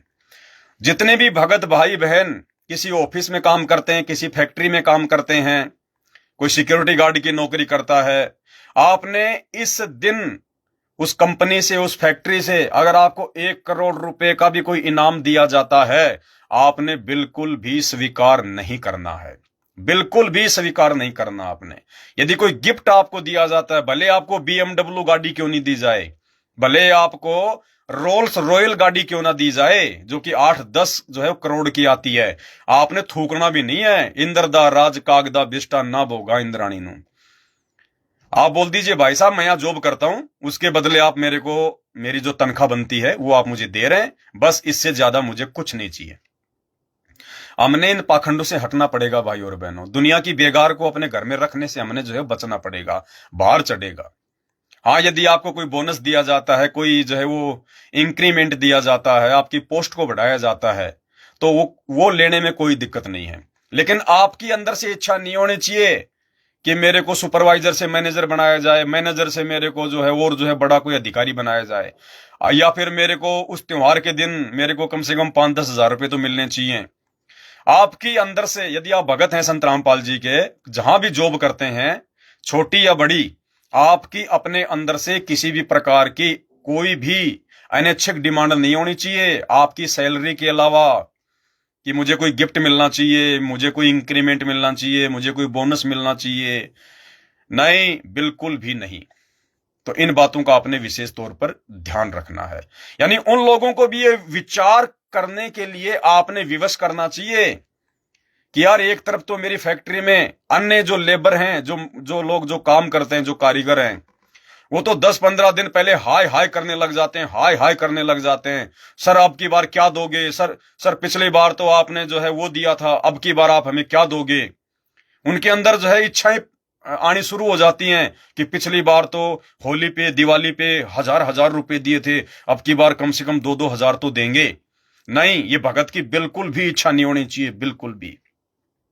और आपने उनके किसी भी प्रकार की वो भीख है हमारे लिए, दुनिया के लिए भले वो गिफ्ट है, लेकिन वो गिफ्ट हम भक्तों के लिए भीख है, भीख। हमने उनकी भीख को स्वीकार नहीं करना, चाहे वो नगद पैसा दे, चाहे वो कोई गिफ्ट दे, चाहे कोई बर्तन दे, चाहे कोई कपड़ा दे, चाहे कोई मोटरसाइकिल दे, चाहे कोई BMW दे। भाई और बहनों, ये दुनिया इस ज्ञान से और इस विधान से और इस विशेष विज्ञान से, क्योंकि इस तत्व ज्ञान से बढ़कर दुनिया की कोई विज्ञान नहीं है। तो दुनिया अभी अनजान है, भले वो जज हैं, प्रधानमंत्री हैं, राष्ट्रपति हैं, अपने आप को बहुत ज्यादा इंटेलिजेंट समझते हैं, लेकिन आध्यात्मिक मार्ग में वो 0/0 हैं। और ये पूरी दुनिया 2028 के बाद में इन्हीं बातों को फॉलो करेगी जो बातें बैठ के आज आप और हम कर रहे हैं। जिन नियम और मर्यादाओं की बातें आज आप और हम कर रहे हैं, ये पूरी दुनिया इन्हीं बातों को फॉलो करेगी। लेकिन वर्तमान में परमात्मा ने हमें इस संघर्ष के लिए चुना, ये हमारा सौभाग्य है। तो परमेश्वर ने इस अरबों खरबों की जनसंख्या में से आप और हम चंद भाई बहनों पर विश्वास किया, हमें ये सेवा बख्शी परमात्मा ने, हमारे ऊपर विश्वास करके, तो हमने भी परमात्मा के विश्वास को डगमग नहीं होने देना है। हमने तोड़ना नहीं अपने बाप का विश्वास है। हमने दुनिया को देख के नहीं चलना है कि हमारी इन बातों को सुनकर ये दुनिया क्या सोचेगी, फैक्ट्री में लोग क्या कहेंगे कि यार तू मूर्ख है क्या। अरे बड़ी मुश्किल से तो साल भर में ऐसा कोई मौका आता है इन सेठ लोगों को लूटने का, है? हम तो मजदूर है, साल भर में तो कुछ मिलता है नहीं, होली दिवाली पे तो कुछ मिलता है, और तू वो मौका भी चूक रहा है। तो भाई और बहनों, हमने अपने साथियों की बात नहीं माननी, हमने दुनियादारी देख के नहीं चलना, हमने नेक नीति अपनी मर्यादाओं का ध्यान रखना, अपने भगवान को प्रसन्न करना है। अरे क्या देगा वो ज्यादा से ज्यादा भीख में, क्या देगा? एक मिठाई का डब्बा दे देगा, एक जोड़ी कपड़े की दे देगा, 4-5 हजार रुपए दे देंगे। क्यों हम वो भीख लें? हम क्यों भिखारी बने? भिखारी अपने भगवान के बनेंगे। मेहनत इसलिए करते हैं क्योंकि हमने अपना पेट पालना है, और मेहनत कर रहे हैं तो मेहनत का पैसा लेंगे, फालतू का पैसा हम नहीं लेंगे। ना जाने वो किस तरीके से वो कमा रहा है, आप जहां काम कर रहे हैं, ना जाने वो व्यक्ति क्या है, क्या उसकी सोच है, क्या वो पूजा पाठ करता है, कैसे उसके कुविचार हैं? 2 नंबर से कमा रहा है, क्या कमा रहा है, क्या नहीं कमा रहा है। अब हमारी सैलरी के अलावा यदि हमें कोई भी चीज वो देगा, चाहे पैसा हो, चाहे कोई वो गिफ्ट हो, तो वो अपने जो है मतलब कि मुनाफे में से देगा, और मुनाफा आपको पता है कि भाई वो सही नहीं है। क्योंकि संत रामपाल जी की शरण में आने से पहले और कोई भी व्यक्ति सही तरीके से नेक नीति से अपना काम धंधा जो है वो कर ही नहीं सकता। कहीं ना कहीं झूठ, छल, ठगी, कुछ ना कुछ जरूर शामिल होगा। तो हमने भाई और बहनों उस भीख को बिल्कुल भी स्वीकार नहीं करना है। घर में हमारी जो माता बहनें होती हैं, बाकी जो परिवार के मेंबर हैं, उन्होंने नाम दीक्षा नहीं ली होती है, और हो सकता है उन भाई बहनों का वो विरोध भी करते हो कि तुमने तो होली मनाना छोड़ दिया, दिवाली मनाना छोड़ दिया। तो भाई और बहनों, कुछ एक बातें हैं वहां पे हम लोग उनके साथ में एडजस्ट हो सकते हैं, लेकिन कुछ एक बातें ऐसी हैं किसी भी कीमत पर एडजस्ट नहीं होना है। आप बहन हैं या माता है, आपका काम है खाना वाना बनाना। अब चाहे होली हो, चाहे दिवाली हो, चाहे कोई भी त्योहार हो, आप तो अपना रोजाना जो खाना बनाती हैं उस हिसाब से जो भी सामान वो आपको लाके दें, चाहे हलवा पूड़ी बनवाएं, चाहे चावल सब्जी बनवाएं, हैं, चाहे आपसे वो लड्डू बनवाएं, चाहे आपसे वो जलेबी बनवाएं, आप तो उनको बना के दे दो, क्योंकि आपको तो बाकी दिनों की तरह सामान ला के दिया जा रहा है। बाकी दिन भी आप अपना खाना बनाती हैं, उस दिन भी आप उसी हिसाब से अपना खाना बनाओ। वो अपना त्योहार मना रहे हैं, हमें कोई लेना देना नहीं है। वो अपना देवी देवताओं को भोग लगा रहे हैं, अपनी पाखंड पूजा में कुछ भी करें, उनको करने दो। आपने सहयोग नहीं करना, आपने सिर्फ खाना बना के दे देना है, और वो भी वेज, शाकाहारी। अगर कोई बकरे की टांग ले आए, कोई जो है मुर्गा ले आए और कह दे इसको बना दे, नहीं भैया, बिल्कुल नहीं बनेगा। हाथ ही नहीं लगाएंगे 1% भी। बाढ़ में जाए तेरी होली, बाढ़ में जाए तेरी दिवाली। घर में रखना तो रख, नहीं रखना तो कोई बात नहीं, तेरे जैसे 36 हैं। परमात्मा साथी हमारा, असली बाप, असली पति, असली परमेश्वर अब सतगुरु रामपाल जी भगवान है। मीरा बनना पड़ेगा, मीरा, और भक्तों ने मंसूर बनना पड़ेगा मर्यादाओं को लेके। अब ढील नहीं चलेगी इस भक्ति मार्ग में। जरा सी ढील परमात्मा को बहुत दुखी करती है। लड़ना नहीं, झगड़ना नहीं, लेकिन प्यार प्रेम से, ज्ञान आधार से अपने गुरु पर विश्वास करके संघर्ष जरूर करना है। संघर्ष करेंगे तो मजबूत बनेंगे, निखरेंगे, परमात्मा भी प्रसन्न होगा। और फिर भगवान कौन सा दूर है, गुरुदेव कहते हैं दो लाला जी आपस में लड़ रहे थे, एक ने कहा मैं तेरे बाट मारूंगा, दूसरा बोला मैं क्या चुपचाप बैठूंगा। अरे जब भगत संघर्ष करेगा तो भगवान क्या चुपचाप बैठेगा फिर? लेकिन हम लोग पहले ही घुटने ढीले कर देते हैं, हम पहले घबरा जाते हैं, तो फिर भगवान भी पीछे हट जाता है। तो हिम्मत करनी है, खाना बना के दे दो, शुद्ध शाकाहारी, चाहे कोई भी मिठाई कोई भी खाना बनवाते हैं बनवा के दे दो। लेकिन ध्यान रखना, आपने जो खाना जो बना दिया, उस खाने में से वो लोग होली पर जो भोग भाग लगाते हैं अपने देवी देवताओं को, जो मर्जी करते हैं, उस खाने में से जितना वो भोग के लिए निकालते हैं अलग किसी थाली में या जो है वो कटोरी में, और अपनी जो पूजा पाठ में वहां पे जो लगाते हैं, जो करते हैं, वो अलग से भोग के लिए निकाला हुआ भोजन आप उपदेशी भगत भाई बहनों ने प्रयोग नहीं करना है। वो ये कहें कि लो जी हमारा भोग लग गया, तुम तो खाओगी नहीं, कम से कम बांट तो दो। नहीं, हाथ ही नहीं लगाना, नहीं बांटेंगे भैया। गलत काम करना और गलत काम में सहयोग करना, यानी शास्त्र विरुद्ध भक्ति और काम करना, और शास्त्र विरुद्ध भक्ति और कर्मों में सहयोग करना, दोनों महापाप है। नहीं भैया, तुम देखो, तुम्हारा मुझे कोई लेना देना नहीं, बांटना नहीं बांटना, खाना है या फिर कुत्ते ने डालना है, तुम जानो, तुम्हारा काम जाने। बाकी भोजन जो बचा हुआ है, उस भोजन में से आप खाओ, उस भोजन में से आप जितना खाते हो उतना निकालो अपनी थाली में। और यदि आप अपने गुरुदेव भगवान को छोटी भोग की आरती के साथ भोग लगा सकती हो तो भोग लगाओ। लेकिन ध्यान रखना, अगर छोटी भोग की आरती के साथ भोग लगाना है तो सारा का सारा भोजन जो है वो देसी घी का होना चाहिए, क्योंकि तेल से या डालडा से बना हुआ कोई भी व्यंजन सतगुरु रामपाल जी भगवान को अर्थात पूर्ण परमात्मा को भोग नहीं लगता है। देवी देवता खाते हैं ये तेल से लगे हुए डालडा वाले, ये इनको लगता है। दारू का भोग इन देवताओं को लगे, भैरू जी को, माता जी को दारू चढ़ती है, घटिया से घटिया चीज बताओ और क्या हो सकती है। शराब वगैरह इनको चढ़ती, मांस वगैरह इनको चढ़ाते देवी देवताओं को। हमारे भगवान तो शुद्ध देसी घी के व्यंजन खाता है, स्वीकार करता है, और खा के फिर हमारे लिए छोड़ देता है, वो हमारे लिए अमृत बन जाता है। तो अगर वो शुद्ध देसी घी का बना हुआ है तो अपने गुरु जी को छोटी भोग की आरती लगाओ, उसके बाद में खाओ।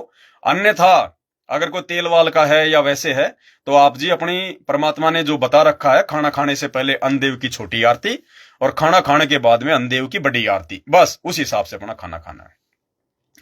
अब होली के दिन क्या होता है, अब लोग फालतू की ड्रामेबाजी, बाकी दिन तो एक दूसरे को गालियां देंगे, बाकी दिन तो उसकी वो चुगली करेगा, उसकी वो चुगली करेगा, और होली दिवाली पे क्या करेंगे, वो उसके घर जाएगा, वो उसके घर जाएगा, कोई पतासे लेके जाएगा, कोई लड्डू लेके जाएगा, कोई अंगूर लेके जाएगा, हैं, जिनके शकल बाकी दिन देखते नहीं उनके पैरों में धोख खाएंगे। माता जी आशीर्वाद, दादाजी आशीर्वाद, लो जी खील मखाने लो, लो जी ये बतासे लो। ध्यान रखना, ना हमने इस प्रकार की फालतू की ड्रामेबाजी करने किसी दूसरे के घर जाना है, और हमने ना अपने पैर छुआने हैं, ना हमने किसी के पैर छूने हैं। पैर केवल एक भगवान के छुए जाते हैं, केवल एक परमात्मा के। इंसान इंसान के पैर नहीं छूता, भगवान के पैर छुए जाते हैं। सिजदा करो तो अपने भगवान को, चरण छुओ तो अपने भगवान के। तो हमने ये फालतू की ड्रामेबाजी नहीं करनी। अगर कोई घर पे आ जाता है और कोई पैर छूने का अगर प्रयास करता है तो पहली बात तो उसको कहो बस बस भैया, हो गया हो गया हो गया हो गया। फिर भी कोई जबरदस्ती अगर वो पड़ी जाता है तो कोई दिक्कत नहीं, फिर उसमें हमारे को दोष नहीं है। हमारी अंदर से इच्छा नहीं होनी चाहिए कि ये मेरे पैर छुए मुझे इज्जत दे, नहीं। भक्ति मार्ग में अगर कोई इज्जत का भूखा अगले जन्म में गधा बनेगा, नंगा घूमेगा, फिर देखना तेरी कितनी इज्जत होगी। तो भगत होता है वो इज्जत और बेइज्जती से दूर होता है। अगर कोई सामान सट्टा लेके आ जाए, कोई जलेबी या कुछ और खाने पीने की चीजें लेके आ जाए आपस में प्यार बढ़ाने के लिए, फॉर्मेलिटी के लिए, हमने किसी का कुछ भी स्वीकार नहीं करना, क्योंकि वो पाप है, पाप। ना वो भोग लगाते, ना वो भगवान की शरण में, शास्त्र विरुद्ध सारे वो काम कर रहे। तो हमने उनकी किसी भी वस्तु को, खाद्य वस्तु को, या किसी भी जो है कपड़े लत्ते को, मिठाई के डब्बे को आपने स्वीकार नहीं करना, जिन्होंने नाम दीक्षा ले रखी है। बाकी जो आपके परिवार वाले हैं, जो अनुपदेशी हैं, वो चाहे जहर खाएं, चाहे लोगों की मिठाई खाएं, चाहे लोगों को मिठाई दें, वो उनकी मर्जी है, आपने नहीं करना कुछ भी। बहुत सारी जगह होली दिवाली पे माता बहनों के गहने वगैरह या घर में जो पैसे होते हैं उनको, जहां पे अपना वो जोत वात लगाते हैं, पूजा पाठ करते हैं, वहां पे वो रख देते हैं। तो आप माता बहनों ने अपना गहना, अपने पैसे आपने उस पूजा पाठ में सहयोग के लिए नहीं देना है। यदि आपके गहने आपकी सासू के पास में रखे हुए हैं तो वो जो मर्जी करे, उसमें फिर आपको कोई दोष नहीं है, ना आपने कोई सहयोग करना है। तो इन चीजों का विशेष ध्यान रखना हमने। और अब बहुत सारी बातें हैं, अब दिमाग में आती नहीं इतनी।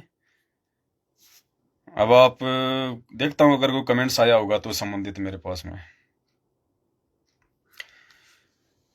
एक भगत जी हैं, उन्होंने भेजा है, सतसाई भगत जी। दास की एक शंका है। दास अभी फिलहाल एक गेस्ट हाउस में किचन में वेटर का काम करता है, जहां पर लगभग 15-16 जनों का स्टाफ है। सैलरी के अलावा वहां पर कुछ ऊपर का पैसा भी आता है, जो सबको अपने अपने हिस्से का बांट दिया जाता है। दास ने तो लेने से मना कर दिया है, लेकिन बार बार विनय करते हुए कहते हैं कि आपका भी लेने का हक है। ऐसी स्थिति में दास अपने हक का पैसा ले सकता है या नहीं? भगत जी, हाथ भी नहीं लगाना, थूकना भी नहीं है उस पैसे पे। आप जिस भी गेस्ट हाउस में या होटल में काम करते हो और आपको जो मेहनत मजदूरी दी जाती है, बस आपने केवल उसी को स्वीकार करना है। उसके अलावा जो टिप का पैसा आता है, जो गेस्ट वगैरह जाते हैं, कोई 1 दिन रुकता है, कोई 2 दिन रुकता है, और जैसी भी उनकी चापलूसी वो वेटर लोग जो है वो करते हैं। वेटर चापलूसी क्यों करता है? देखो, मात्र सैलरी के लिए इतना आगे पीछे कोई नहीं भटकता। सैलरी तो कौन देगा? सैलरी तो वहां का जो मालिक है वो देगा। वो तो तुम जैसा भी काम करोगे वो तो देगा ही देगा। एक्स्ट्रा पैसे के लिए कस्टमर के आगे पीछे फिरेंगे।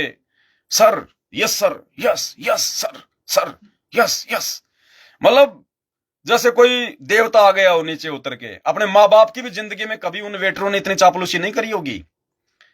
अपने माँ बाप की भी कभी इतनी इज्जत, इतना मान सम्मान नहीं किया जितना वो 2 कौड़ी के आदमियों का करते हैं। 2 कौड़ी के आदमी क्यों? गेस्ट हाउस में ज्यादातर बकवादें होती हैं। कोई लड़कीबाजी करने के लिए आता है, कोई शराब की पार्टी करने के लिए आता है। आ गए गेस्ट हाउस में, ले आए, मंगवा ली जो है दारू की बोतल, मुर्गा मंगवा लिया है, बियर बार में चले गए, लड़कियों के डांस देख लिया, मनोरंजन कर लिया। अरे उन 2 कौड़ी के जीवों के आगे तुम यस यस यस है, और अपने माँ बाप को सीधे मुंह से भी नहीं बात करते। भाई और बहनों, अगर आप वेटर हैं, किसी गेस्ट हाउस में ऐसा काम करते हैं, ध्यान रखना, मर्यादा विरुद्ध कोई काम नहीं करना। कोई भी काम, अगर कोई चिकन मंगाता है, अगर कोई दारू मंगाता है, अगर कोई बियर मंगाता है, बिल्कुल छूना भी नहीं है, छूना भी नहीं है, ले जाके देना भी नहीं है। ध्यान रखना, जहां भी काम करो पहले अपने होटल के मालिक को बता दो कि भैया ये नियम है। अगर शुद्ध शाकाहारी भोजन होगा तो मैं सप्लाई करूंगा, और बाकी ये बकवादे मैं नहीं करूंगा बिल्कुल भी, भले काम पे रखे या ना रखे। अब जाते समय कोई 500 रुपए दे जाता है भीख में।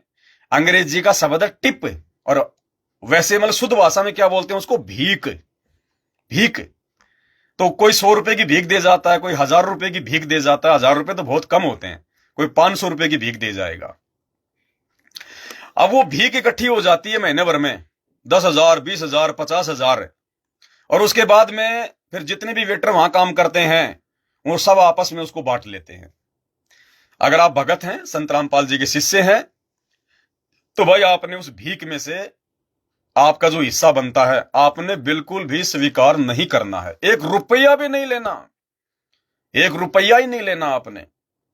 और बोल दो भैया मैं नहीं लूंगा, ये मुझे मेरी मेहनत मिल रही है, मुझे मेरी सैलरी मिल रही है, मैं ये टिप टाप नहीं ले सकता, मेरे नियम नहीं है, मैं नहीं ले सकता। पता नहीं कौन किस तरीके से कमा रहा है। गेस्ट हाउस में आने वाला कोई शराब का व्यापारी है, कोई बूचड़ खाना चलाता है, कोई वेश्यावृत्ति का धंधा करता है। ऐसे नीच लोगों की नीच कमाई हम क्यों खाएं?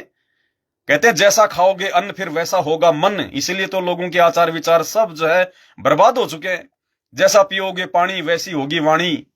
तो जैसा खाओगे वैसा ही तो होगा, रिएक्शन तो वैसा ही आएगा। Every action has an opposite reaction, हर क्रिया की प्रतिक्रिया होती है। तो भाई साहब स्पष्ट मना कर दो भगत जी। और इससे मुझे नहीं लगता कि उनको कोई आपत्ति भी होगी, क्योंकि उनको तो अंदर ही अंदर उनको तो खुशी होगी कि कम से कम और हमारे 500-500 रुपए आएंगे हिस्से में। तो आपने नहीं लेना। दुनिया जहर खा रही है तो खाने दो, दुनिया तो अनजान है। हमें भगवान ने ज्ञान दे दिया, विधान बता दिया, हमने अपने परमात्मा को प्रसन्न करना है, सतगुरु रामपाल जी भगवान को प्रसन्न करना है। इस प्रकार से अब भाई और बहनों, आपने कमेंट्स किए होंगे, लेकिन मैं तो देख नहीं पाया अब इन कमेंट्सों को, क्योंकि मेरा ध्यान तो बातों के ऊपर था।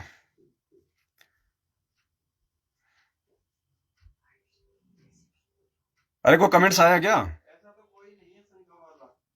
नहीं आया कोई ऐसा?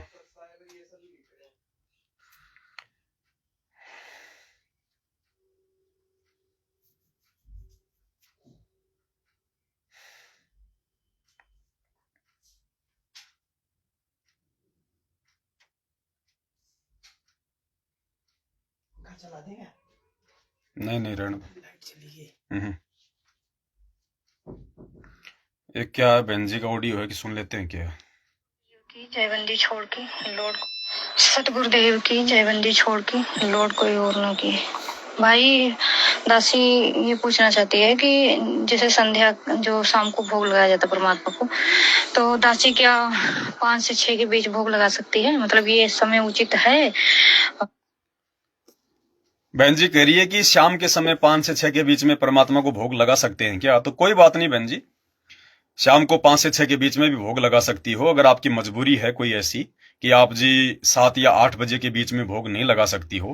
भाई भोग का मतलब होता है जैसे आप और हम शाम का खाना खाते हैं, शाम का खाने का समय है 7 से 8 के बीच में, तो उसी समय हमारे भगवान को भोग लगना चाहिए। लेकिन अगर मजबूरी है, अगर आप 2 घंटे पहले भोग जो है लगाना चाहती है, आप 2 घंटे पहले लगा दो, कोई दिक्कत नहीं उसमें। याद आया, इससे संबंधित एक भाई की शंका थी। वो कह रहा था कि भगत जी एक वीडियो में हमने सुना था कि जिस घर में पूर्ण परमात्मा को भोग नहीं लगेगा, और विशेषकर जिन जिन भगत भाई बहनों ने अपने गुरुदेव भगवान का बेड अपने घर पर लगा लिया, उनको विराजमान कर लिया, उनको प्रकट कर लिया, और अब यदि वो घर पर भोग नहीं लगाएंगे तो परमात्मा नाराज होंगे, परमात्मा जो है वो प्रसन्न नहीं होंगे। तो वो कह रहे थे भगत जी हमें तो काम धंधे के लिए बाहर जाना पड़ता है, शाम को आते हैं, लेट आते हैं, और हम क्या करें? देखो भाई, तीनों समय भोग लगाना, यदि आप अपने घर पर रहते हो, आपकी ऐसी व्यवस्था है, आपको कोई दिक्कत नहीं है, तो भगवान को सुबह शाम का भोग लगाओ भंडारे का, दोपहर में कोई फल फ्रूट वगैरह का भोग लगा दो परमात्मा को। क्योंकि हमने तो ज्यादा से ज्यादा परमात्मा को भोग लगा के हमने तो उनकी रहम और जो है वो कृपा को जो है प्राप्त करना है। वो शुद्ध भोजन जो हो जाता है, जो अमृत बन जाता है, जितना खाएंगे उतना हमारा तन मन जो है बल्कि शुद्ध होगा, भक्ति आएगी हमारे अंदर, ताकत आएगी, मर्यादाओं से लड़ने की क्षमता आएगी। और जो भाई बहन अपने घर पर रहते हैं, जो हाउस वाइफ हैं, जो कोई काम धंधा नहीं करती हैं, या कोई ऐसा भगत भाई है जो रिटायरमेंट है, जिसकी पेंशन आ रही है, या उसका अपने घर पे कोई काम धंधा है, कहने का मतलब है जो अपने घर पर ही रहते हैं ज्यादातर, तो वो अपना सुबह शाम परमात्मा को दोनों टाइम भोग लगाओ। दोपहर में कोई जूस राम का, कोई फल फ्रूट का भोग लगा दो परमात्मा को, जैसी भी उनकी व्यवस्था है। अन्यथा सुबह शाम तो जरूरी है। जो घर पे रहते हैं उनके लिए, जिन्होंने बेड लगा लिया है उनके लिए, मैनेजमेंट वालों के लिए नहीं, सतलोक आश्रम वालों के लिए नहीं, सतसेवकों के लिए। कुछ एक भाई ऐसे हैं जो खाली ये कह रहे हैं हम तो खाली सुबह ही भोग लगा सकते हैं, हमारी मजबूरी है, फिर हम तो रात को 9 बजे आते हैं, 11 बजे आते हैं, या हमारी नाइट की भी जो है ड्यूटी हो जाती है। तो ऐसी कोई दिक्कत नहीं है भगत भाई बहनों, मजबूरी में ऐसी कोई दिक्कत नहीं है, सहज मार्ग है परमात्मा का। अगर आपको सुबह यदि आपको जल्दी जाना पड़ता है तो कोई बात नहीं है, मालिक को शाम को आके भोग लगा दो। अगर शाम को लेट आते हो तो परमात्मा को सुबह भोग लगा के जो है वो चले जाओ, कोई दिक्कत नहीं है। कुछ एक भाई बहन ऐसे हैं जो कहते हैं कि भाई हमने बेड तो लगा लिया, लेकिन अब तो हमारे को घर से बाहर जाके काम करना पड़ता है 2-2 महीने, 3-3 महीने, और पीछे से ऐसा कोई है भी नहीं जो परमात्मा को भोग लगा सके। अब हम क्या करें? तो कोई दिक्कत नहीं भाई, जहां आप रहते हो, जहां भी आप रहते हो वहां परमात्मा को भोग लगा लो, कोई दिक्कत नहीं है। अरे मालिक को भोग लगाने के लिए कोई दरबार की जरूरत नहीं है, कोई साजबाज की जरूरत नहीं है, कोई डेकोरेशन की जरूरत नहीं है। एक छोटी सी आरती है, छोटी भोग की आरती। सबसे पहले तो परमात्मा को अरदास कर दो, जो भी भोजन आपने बनाया है, ठीक है, लेकिन ध्यान रखना तेल की सब्जी या तेल का कोई भी आइटम परमात्मा को भोग में शामिल ना करना। और भोग का मतलब ये नहीं होता कि आप जी मतलब भंडारा लगाओगे तो ही भोग हो गया। अगर आपकी ऐसी कोई मजबूरी है, आप कहीं जॉब करते हैं, बाहर हैं, आप जी एक सेव काट के परमात्मा को एक कटोरी में अपने भाव से रख लो सामने, और मालिक से अरदास करो। 10 मिनट की बात है। सबसे पहले वो भोग जो भी है, चाहे सूखी रोटी है, भगवान ये नहीं कि भाई 56 प्रकार के आइटम बनेंगे तो ही भोग लगेगा, नहीं। परमात्मा कहते हैं व्यंजन 36 ये ना चावे, जो मिल जावे रुचि रुचि पावे, भाव ले देख प्राणी का। भले सूखी रोटी आपके घर में, वो सूखी रोटी भी अगर आपने भाव से, जैसा आप खा रहे हो वैसा भोजन यदि आपने सामने अपने भगवान के रख दिया, क्योंकि वो तो अंतर्यामी है, घटघट का वासी, उनको तो सब पता है किसकी क्या स्थिति है, पिछले जन्म के संस्कारों से किसकी क्या हालत है। भक्ति से तो हालत ठीक हो जाएगी धीरे धीरे, लेकिन एकदम से तो नहीं होगी ना, समय लगता है। अब एक तो कोई मान लीजिए कोई बुखार का मरीज है, उसको तो डॉक्टर 2 दिन में ठीक कर देगा, और एक कोई कैंसर का रोगी है, उसको भाई 4 साल भी लग सकती हैं। भगवान की गोली दवाई तो बराबर है, उनका ट्रीटमेंट तो बराबर है, लेकिन हमारे पाप और पुण्य कितने हैं इस पे निर्भर करता है। तो जल्दबाजी नहीं करनी चाहिए भक्ति मार्ग में, परमात्मा कहते हैं।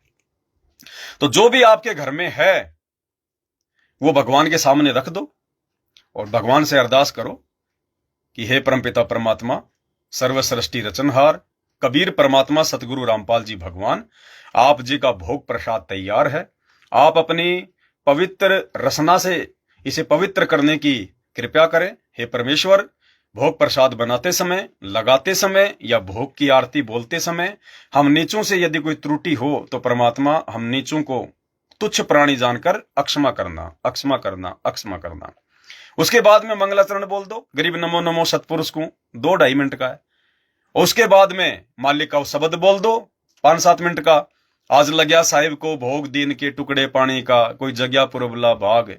बस वो भोग लग गया परमात्मा को। मालिक के हाथ धुलवा दो, उस पानी को पी लो, जो मालिक ने हाथ धोया है वो अमृत बन गया, अब उसको ग्रहण कर लो।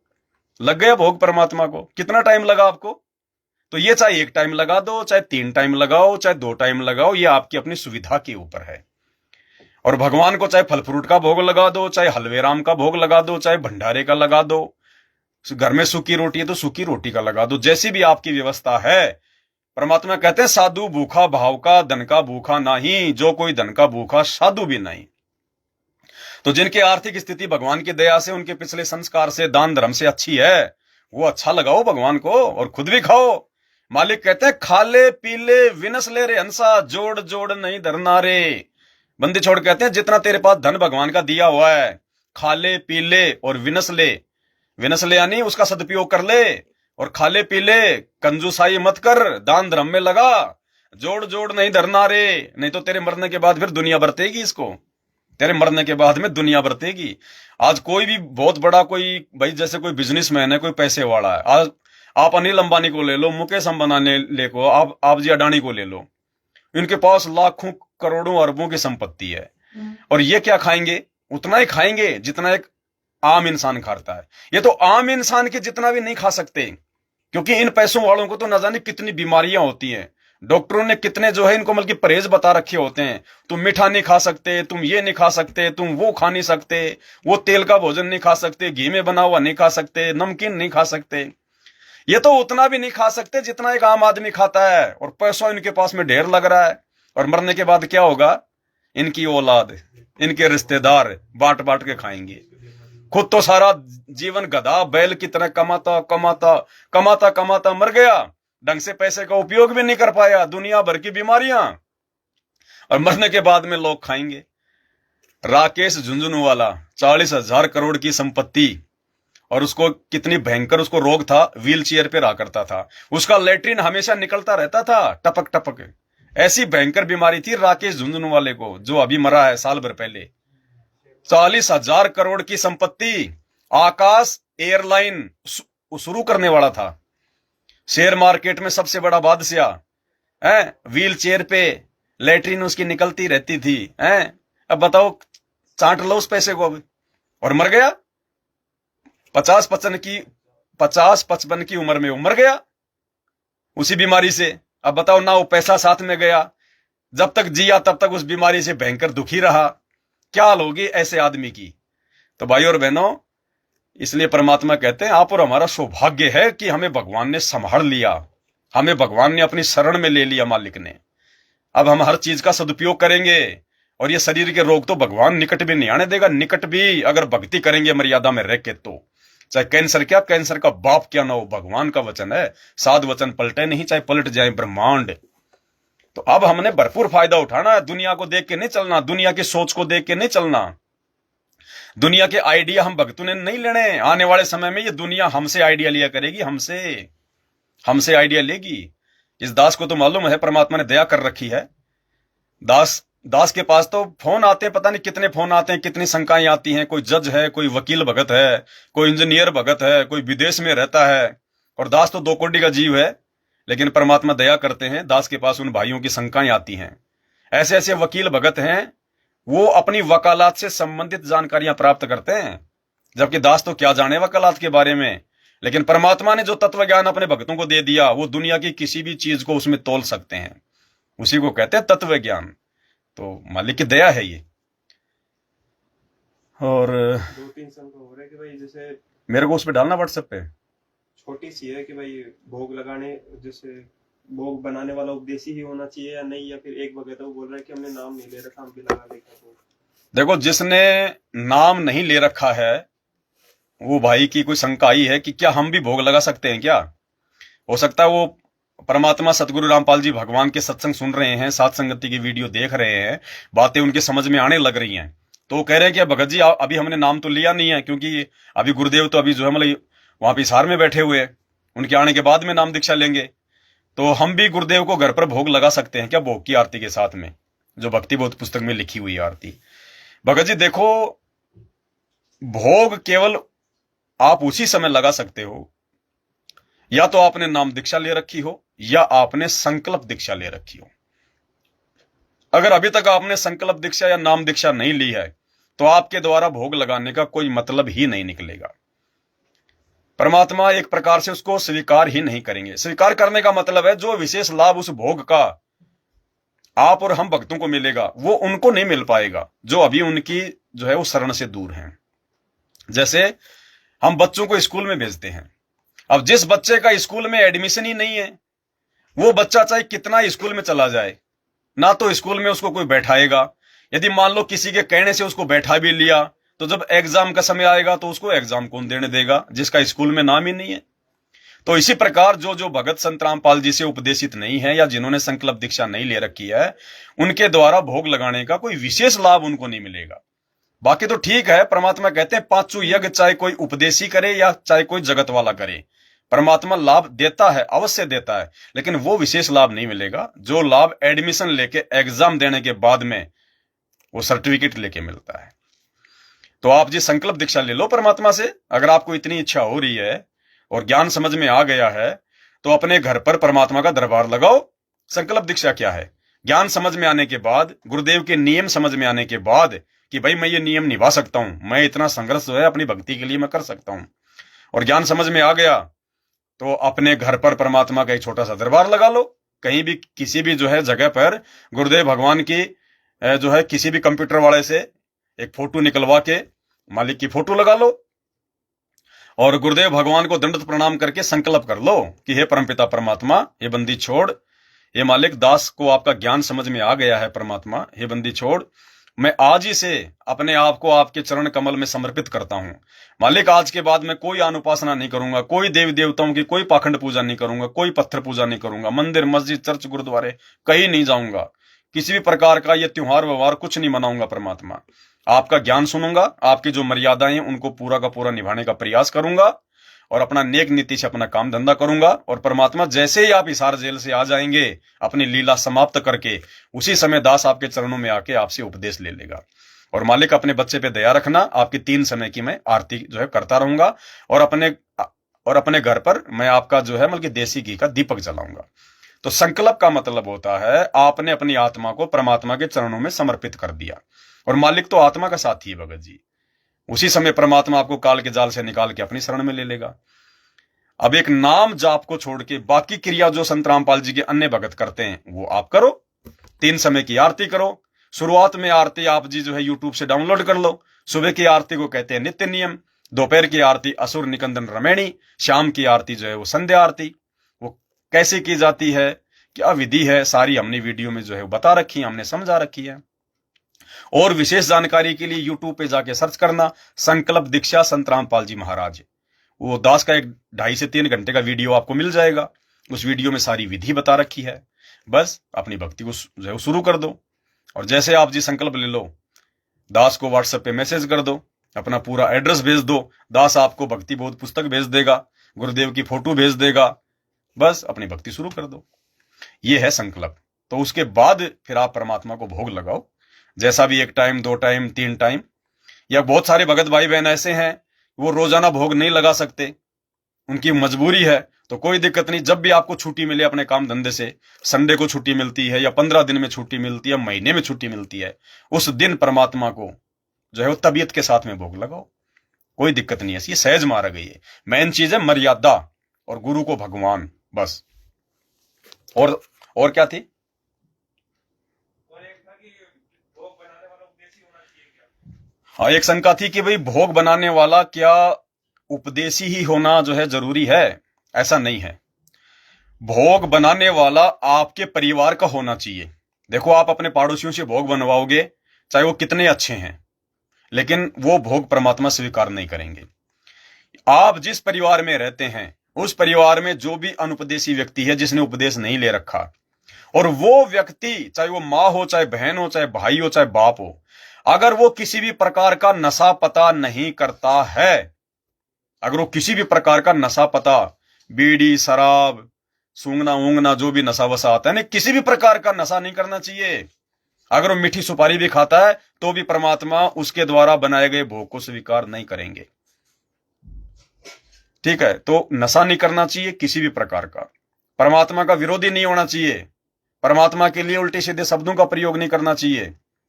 तो ऐसी यदि कोई माता बहन आपके घर में है तो उनको कहिए कि वो परमात्मा का भोग या तो नहा ले या फिर अच्छे से हाथ मुंह पैर धोकर उसके बाद ही वो परमात्मा का भोग लगाएं। और विशेष सावधानी रखें, उन माता बहनों को बोल दो कि जब तक वो परमात्मा का भोग बना रही हैं, चाहे हलवा बना रही हैं, चाहे सब्जी बना रही हैं, चाहे वो चपाती बना रही हैं, उस समय वो कोई भी जो है मतलब फिल्मी गाना अपने मोबाइल पे ना चलाएं। कोई भी फिल्म वगैरह, कोई नाटक वगैरह उसके मोबाइल पे नहीं चलनी चाहिए उस समय। या तो चुपचाप रह के बनाए या फिर गुरुजी का सत्संग सुनते हुए बनाए। ये विशेष सावधानी रखनी है। दूसरी सावधानी, उनको बोल दीजिए कि जब तक वो भोजन तैयार कर रही हैं परमात्मा का भोग, तब तक मोबाइल पे अपने किसी भी रिश्तेदार से, अपनी सहेली से बात ना करे। केवल या तो परमात्मा की चर्चा करे, सतगुरु रामपाल जी भगवान की, या सतगुरु रामपाल जी भगवान का जो है वो सत्संग सुने। और ये हमारे भगत भाई बहनों के लिए भी है। हमारे जो अपने जो भगत भाई बहन है, सो सात संगत से जुड़े हुए हैं, संत रामपाल जी के जो शिष्य और शिष्याएं हैं जो भोग लगाते हैं, वो भी इन बातों का ध्यान रखें। अगर भोग बनाते समय किसी रिश्तेदार का फोन आ रहा है तो काट दें और ना अपने तरफ से फोन करना है, बाद में बात कर लेना। अगर कोई भगत भाई का फोन आ गया तो बात अलग है, उपदेशी से बातें कर सकता है, क्योंकि वो तो परमात्मा की बात करेगा, भक्ति और मर्यादाओं की बात करेगा, उसमें दिक्कत नहीं है। लेकिन उपदेशी भगत भाई बहनों ने परमात्मा का भोग बनाते समय किसी भी अनुपदेशी व्यक्ति से या किसी भी अपने यार दोस्तों से मोबाइल पे बात नहीं करनी है। इन चीजों का ध्यान रखें। देखो, बहुत सारी बातें, छोटी छोटी चीजें हैं, ये हमने कॉमन सेंस से समझनी पड़ेंगी। दास सारी चीजें नहीं बता पाता है, लेकिन आप लोगों ने इन चीजों को समझना पड़ेगा। कॉमन सेंस की बातें होती हैं ये। इतनी बुद्धि तो परमात्मा सबको देता है। थोड़ा सा मालिक से भी दंडवत करो। हर बात के लिए पवन दास पे डिपेंड होना भी एक बीमारी है। ध्यान रखना इन चीजों का। हर बात के लिए, छोटी छोटी बातों के लिए मुझ पवन दास के ऊपर निर्भर रहना भी एक प्रकार की बीमारी है और परमात्मा को नाराज करने के समान है। भाई, ये दास तो केवल एक छोटा सा मोहरा है। जैसे किसी आदमी का टेम्पो या कोई गाड़ी खड़ी है और उसमें बैटरी भी है, लेकिन मजबूरी है कि वो धक्का मारने से ही होगी स्टार्ट। तो धक्का तो आप जी जो मतलब मरवा सकते हो किसी से, थोड़ा सा धक्का तो मरवा सकते हो, लेकिन धक्का मारते जैसे स्टार्ट हो जाए उसके बाद नहीं कि भाई तू मार धक्का मेरे को, तू मेरे घर पे छोड़ के आ, नहीं, फिर तो वो गलती है, फिर मूर्खता है वो तो केवल पवन दास तो एक मतलब धक्का सा मारने के लिए परमात्मा ने खड़ा किया है। अब हर छोटी मोटी बात के लिए तुम पवन दास के पीछे लग जाओगे, अपना दिमाग इस्तेमाल नहीं करोगे, परमात्मा को दंडवत करके मालिक से सद्बुद्धि नहीं मांगोगे, तो अकेला पवन दास ही थोड़ा सतलोक जाएगा मेरे भाई। ये समस्याएं तो काल के लोक में जब तक जिएंगे उस समय तक आएंगी। ये नहीं है कि ये समस्याएं सारी समाप्त हो जाएंगी, हमारी सारी शंका समाप्त हो जाएंगी। ये काल बलि का लोक है। भले हम भगवान के शरण में आ गए, लेकिन जब तक हम इस शरीर में और इस गंदे लोक में हैं, तब तक काल भी उतना ही पीछे लगा रहेगा। तो ऐसी कोई समस्या आ जाए, उसके लिए चाहे कैसी भी समस्या हो, छोटी हो चाहे बड़ी हो, आप एक बार हृदय से अपने गुरुदेव भगवान को दंडवत प्रणाम करके आप उसका समाधान तो मांगो। अरे 1 दिन वेट करो, 2 दिन वेट करो, परमात्मा का जो सत्संग उसको सुनते रहो, देख लेना आपके शंका का समाधान परमात्मा उस सत्संग में आपको दे देगा। क्योंकि हम रोज परमात्मा से मांगते हैं, गरीब उत्तम कुल करतार दो, द्वादश भूषण अंग, रूप दरवे दो दया करो, ज्ञान भजन सत्संग, ज्ञान ध्यान विश्वास दो, ऐसी कुछ वाणियां आती परमात्मा की। सूक्ष्म ध्यान दयाल। तो ये सब कुछ हम मांग रहे हैं अपने गुरुदेव भगवान से रोज, तो देगा परमात्मा, ऐसी बात नहीं है। तो थोड़ा सा धैर्य रखा करो, थोड़ा सा समय दो। अब तुम पहले ही अपने दिमाग में ये फिट कर लोगे कि मुझे तो पवन दास से बात करनी है, तो परमात्मा फिर आपकी समस्या का समाधान नहीं करेगा। भाई बहनों, चाहे सांसारिक लेवल की बात हो, चाहे आध्यात्मिक लेवल की बात हो, चाहे शंका समाधान की बात हो, हमने हर प्रकार से अब अपने गुरुदेव भगवान पर डिपेंड होना पड़ेगा धीरे धीरे हर बातों के लिए। फिर क्या मतलब निकला, मैनेजमेंट वाली संगत तो मैनेजमेंट के जो है वो पूंछ पकड़ के जो है वो चल रही है, और तुम जो है पवनदास की पूंछ पकड़ लोगे, तो फिर फायदा क्या हुआ। फिर हम सब ने पवनदास बनना है। अब आप तो हजारों लाखों शंकाएं लेके आ जाते हो। अब एक बात बताओ, पवनदास ने कभी आप भाई बहनों से कभी पूछा? कभी भी? अरे मैं भी तो आपके जैसा भगत हूं, छोटा सा भगत हूं। 2014 में तो भगवान से नाम लिया है मैंने भी, उसके बाद तो गुरुजी जेल चले गए, मुश्किल से 1 साल ही हम गुरुजी की संगति नहीं कर पाए। तो मैंने कहां पूछा? मैं किससे पूछने जाता हूं बताओ भाई? मैं अपने परमात्मा से अरदास करता हूं, मैं मालिक के चरणों में रोता हूं और सत्संग सुनता हूं परमात्मा के। यह दया है मालिक की, क्योंकि सत्संग हर प्रकार की बीमारियों की जड़ है, छोटी से बड़ी शंकाओं की। तो अपने भगवान पर थोड़ा थोड़ा विश्वास करना सीखो, अब भगवान पे डिपेंड होना सीखो। और 8 साल से शंका समाधान के प्रोग्राम चल रहे हैं, पुस्तकें छप चुकी, इतने वीडियो बन चुके, इतनी बार लाइव आ चुके, कुछ भी बाकी नहीं है। दूसरे पंथों में तो अगर आपको शंका समाधान की बात करें तो कुछ 0/0 है, 0/0। उनका कोई भगत कोई शंका समाधान नहीं करता है।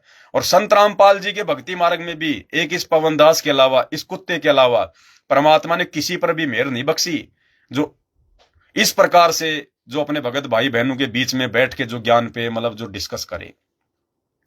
तो भाई और बहनों, अब हम सब ने पवनदास बनना है। परमात्मा चाहते हैं कि सब बने, हम कॉपी करें। अब हम इस चीज को, दास तो केवल एक धक्का मारने के लिए भगवान ने संगत में जो है खड़ा किया है कि हम सब जो है मतलब स्टार्ट हो जाएं, और स्टार्ट होने के बाद तो फिर लोग दूसरे को और स्टार्ट करते हैं। तो अब आप भगत भाई बहनों ने तो अपने दूसरे भगत भाई बहनों की शंकाओं का समाधान करना चाहिए। परमात्मा का इतना अनमोल ज्ञान है, इतने सत्संग है, इतने टॉपिक है, इतनी अच्छी अच्छी बातें, इतनी पुस्तकें। अरे 4 लाइन पकड़ के इतनी वाणियां परमात्मा के नित्य नियम में, संध्या आरती में, असुर निकंदन रमैणी में, मुक्ति सागर में, बोध सागर में, ज्ञान गंगा में। अगर एक वाणी को लेके भी आप कोई वीडियो बनाना चाहो, परमात्मा को दंडत करके अपनी सद्बुद्धि मांग के, उस 2 लाइनों पे आप जी 2 घंटे लाइव आ सकते हो। तो भगत भाई बहनों को अपनी साथ संगति के माध्यम से ये सोशल मीडिया क्यों दिया भगवान ने? फेंक दो निकाल निकाल के तुम्हारे दिमाग में जो भी भगवान ने जो भर दिया उसको, उस ज्ञान को अब परमात्मा की दया से और भाई उनको समझाने की दृष्टि से छोटे छोटे वीडियो बनाओ। कोई 10 मिनट का, कोई 15 मिनट का, कोई 20 मिनट का। एक वाणी पकड़ लो, छोटी सी वाणी, कोई भी वाणी पकड़ लो परमात्मा की। भाई 7 दीप 9 खंड में और गुरु से बड़ा ना कोई, करता करे ना कर सके, सतगुरु करे सो होय। अब इसका खुलासा कर दो मालिक की दया से कि 7 दीप और 9 खंड में गुरु से बड़ा ना कोई। अब 21 ब्रह्मांड में 7 दीप और 9 खंड सब कुछ आ गया। 14 भवन, 7 दीप 9 खंड सब कुछ आ गया। यानी 7 दीप 9 खंड यानी पूरा 21 ब्रह्मांड। अब क्या कह रही है वाणी? 7 दीप 9 खंड में गुरु से बड़ा ना कोई।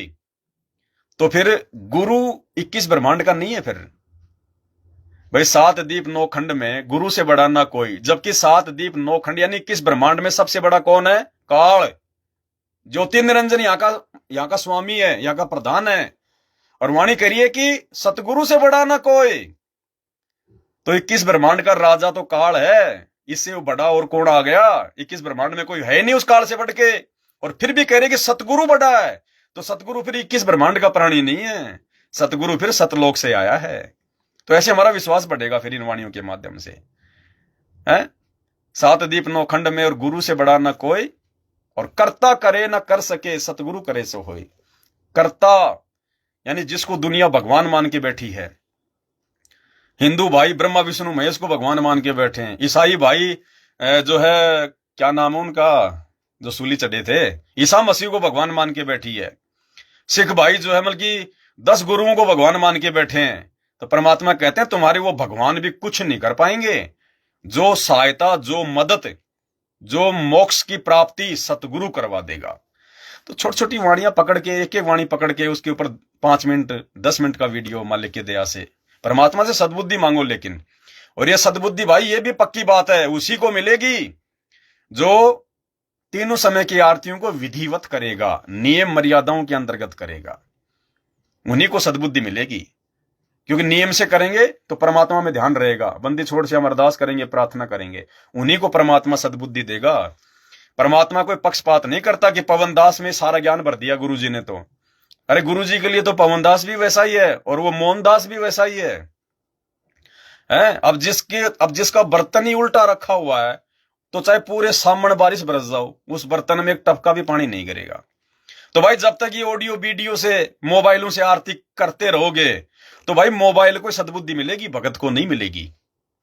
जिस दिन भगत करने लग जाएगा भक्ति बोध लेके आरती अपने भगवान के सामने, क्योंकि अभी तक तो भगवान आरती कर रहा है, भगत कहां कर रहे हैं। तीनों समय की आरती मोबाइल में लगा दी तो आरती कौन कर रहा है? गुरुजी कर रहे हैं। तुम तो सुन रहे हो, तुम तो गुरुजी से बड़े हो गए कि गुरुजी तुम्हारे लिए आरती कर रहे हैं। अरे भगवान तुम्हें आरती सुना रहा है, भगवान तुम्हारे लिए आरती कर रहा है, तो तुम तो भगवान के भगवान हो गए। फिर मंत्र भी गुरुजी करते हैं, लगा दो प्रथम मंत्र मोबाइल में, है तो मंत्र भी गुरुजी कर रहे हैं, तुम तो सुन रहे हो। सत्संग भी गुरुजी कर रहे हैं, तुम तो सुन रहे हो। तो तुम क्या कर रहे हो? कुछ भी नहीं कर रहे तुम। और कुछ नहीं करोगे तो फिर क्या मिलेगा भाई? कुछ नहीं मिलेगा, दुर्बुद्धि का शिकार होगे। जो 90% संगत हो चुकी है दुर्बुद्धि का शिकार, सबकी मर्यादाएं टूट चुकी है। अरे हमने तो भगवान की आगे करनी है, वो तो भगवान ने समझाई हम मूर्खों को, हम नए हम जीव आत्माओं को समझाया कि आरती ऐसे करनी चाहिए। जैसे उस वीडियो में हम क्या देख रहे हैं? उस वीडियो में गुरुजी हाथ में भक्ति बोध लेके बैठे हुए हैं और आरती कर रहे हैं, 1 मिनट भी उनका ध्यान इधर उधर नहीं जा रहा। तो गुरुजी हमें समझा रहे हैं कि मूर्खो, तुमने भी इसी प्रकार से आरती करनी है जैसे मैं अपने गुरुजी के सामने कर रहा हूं।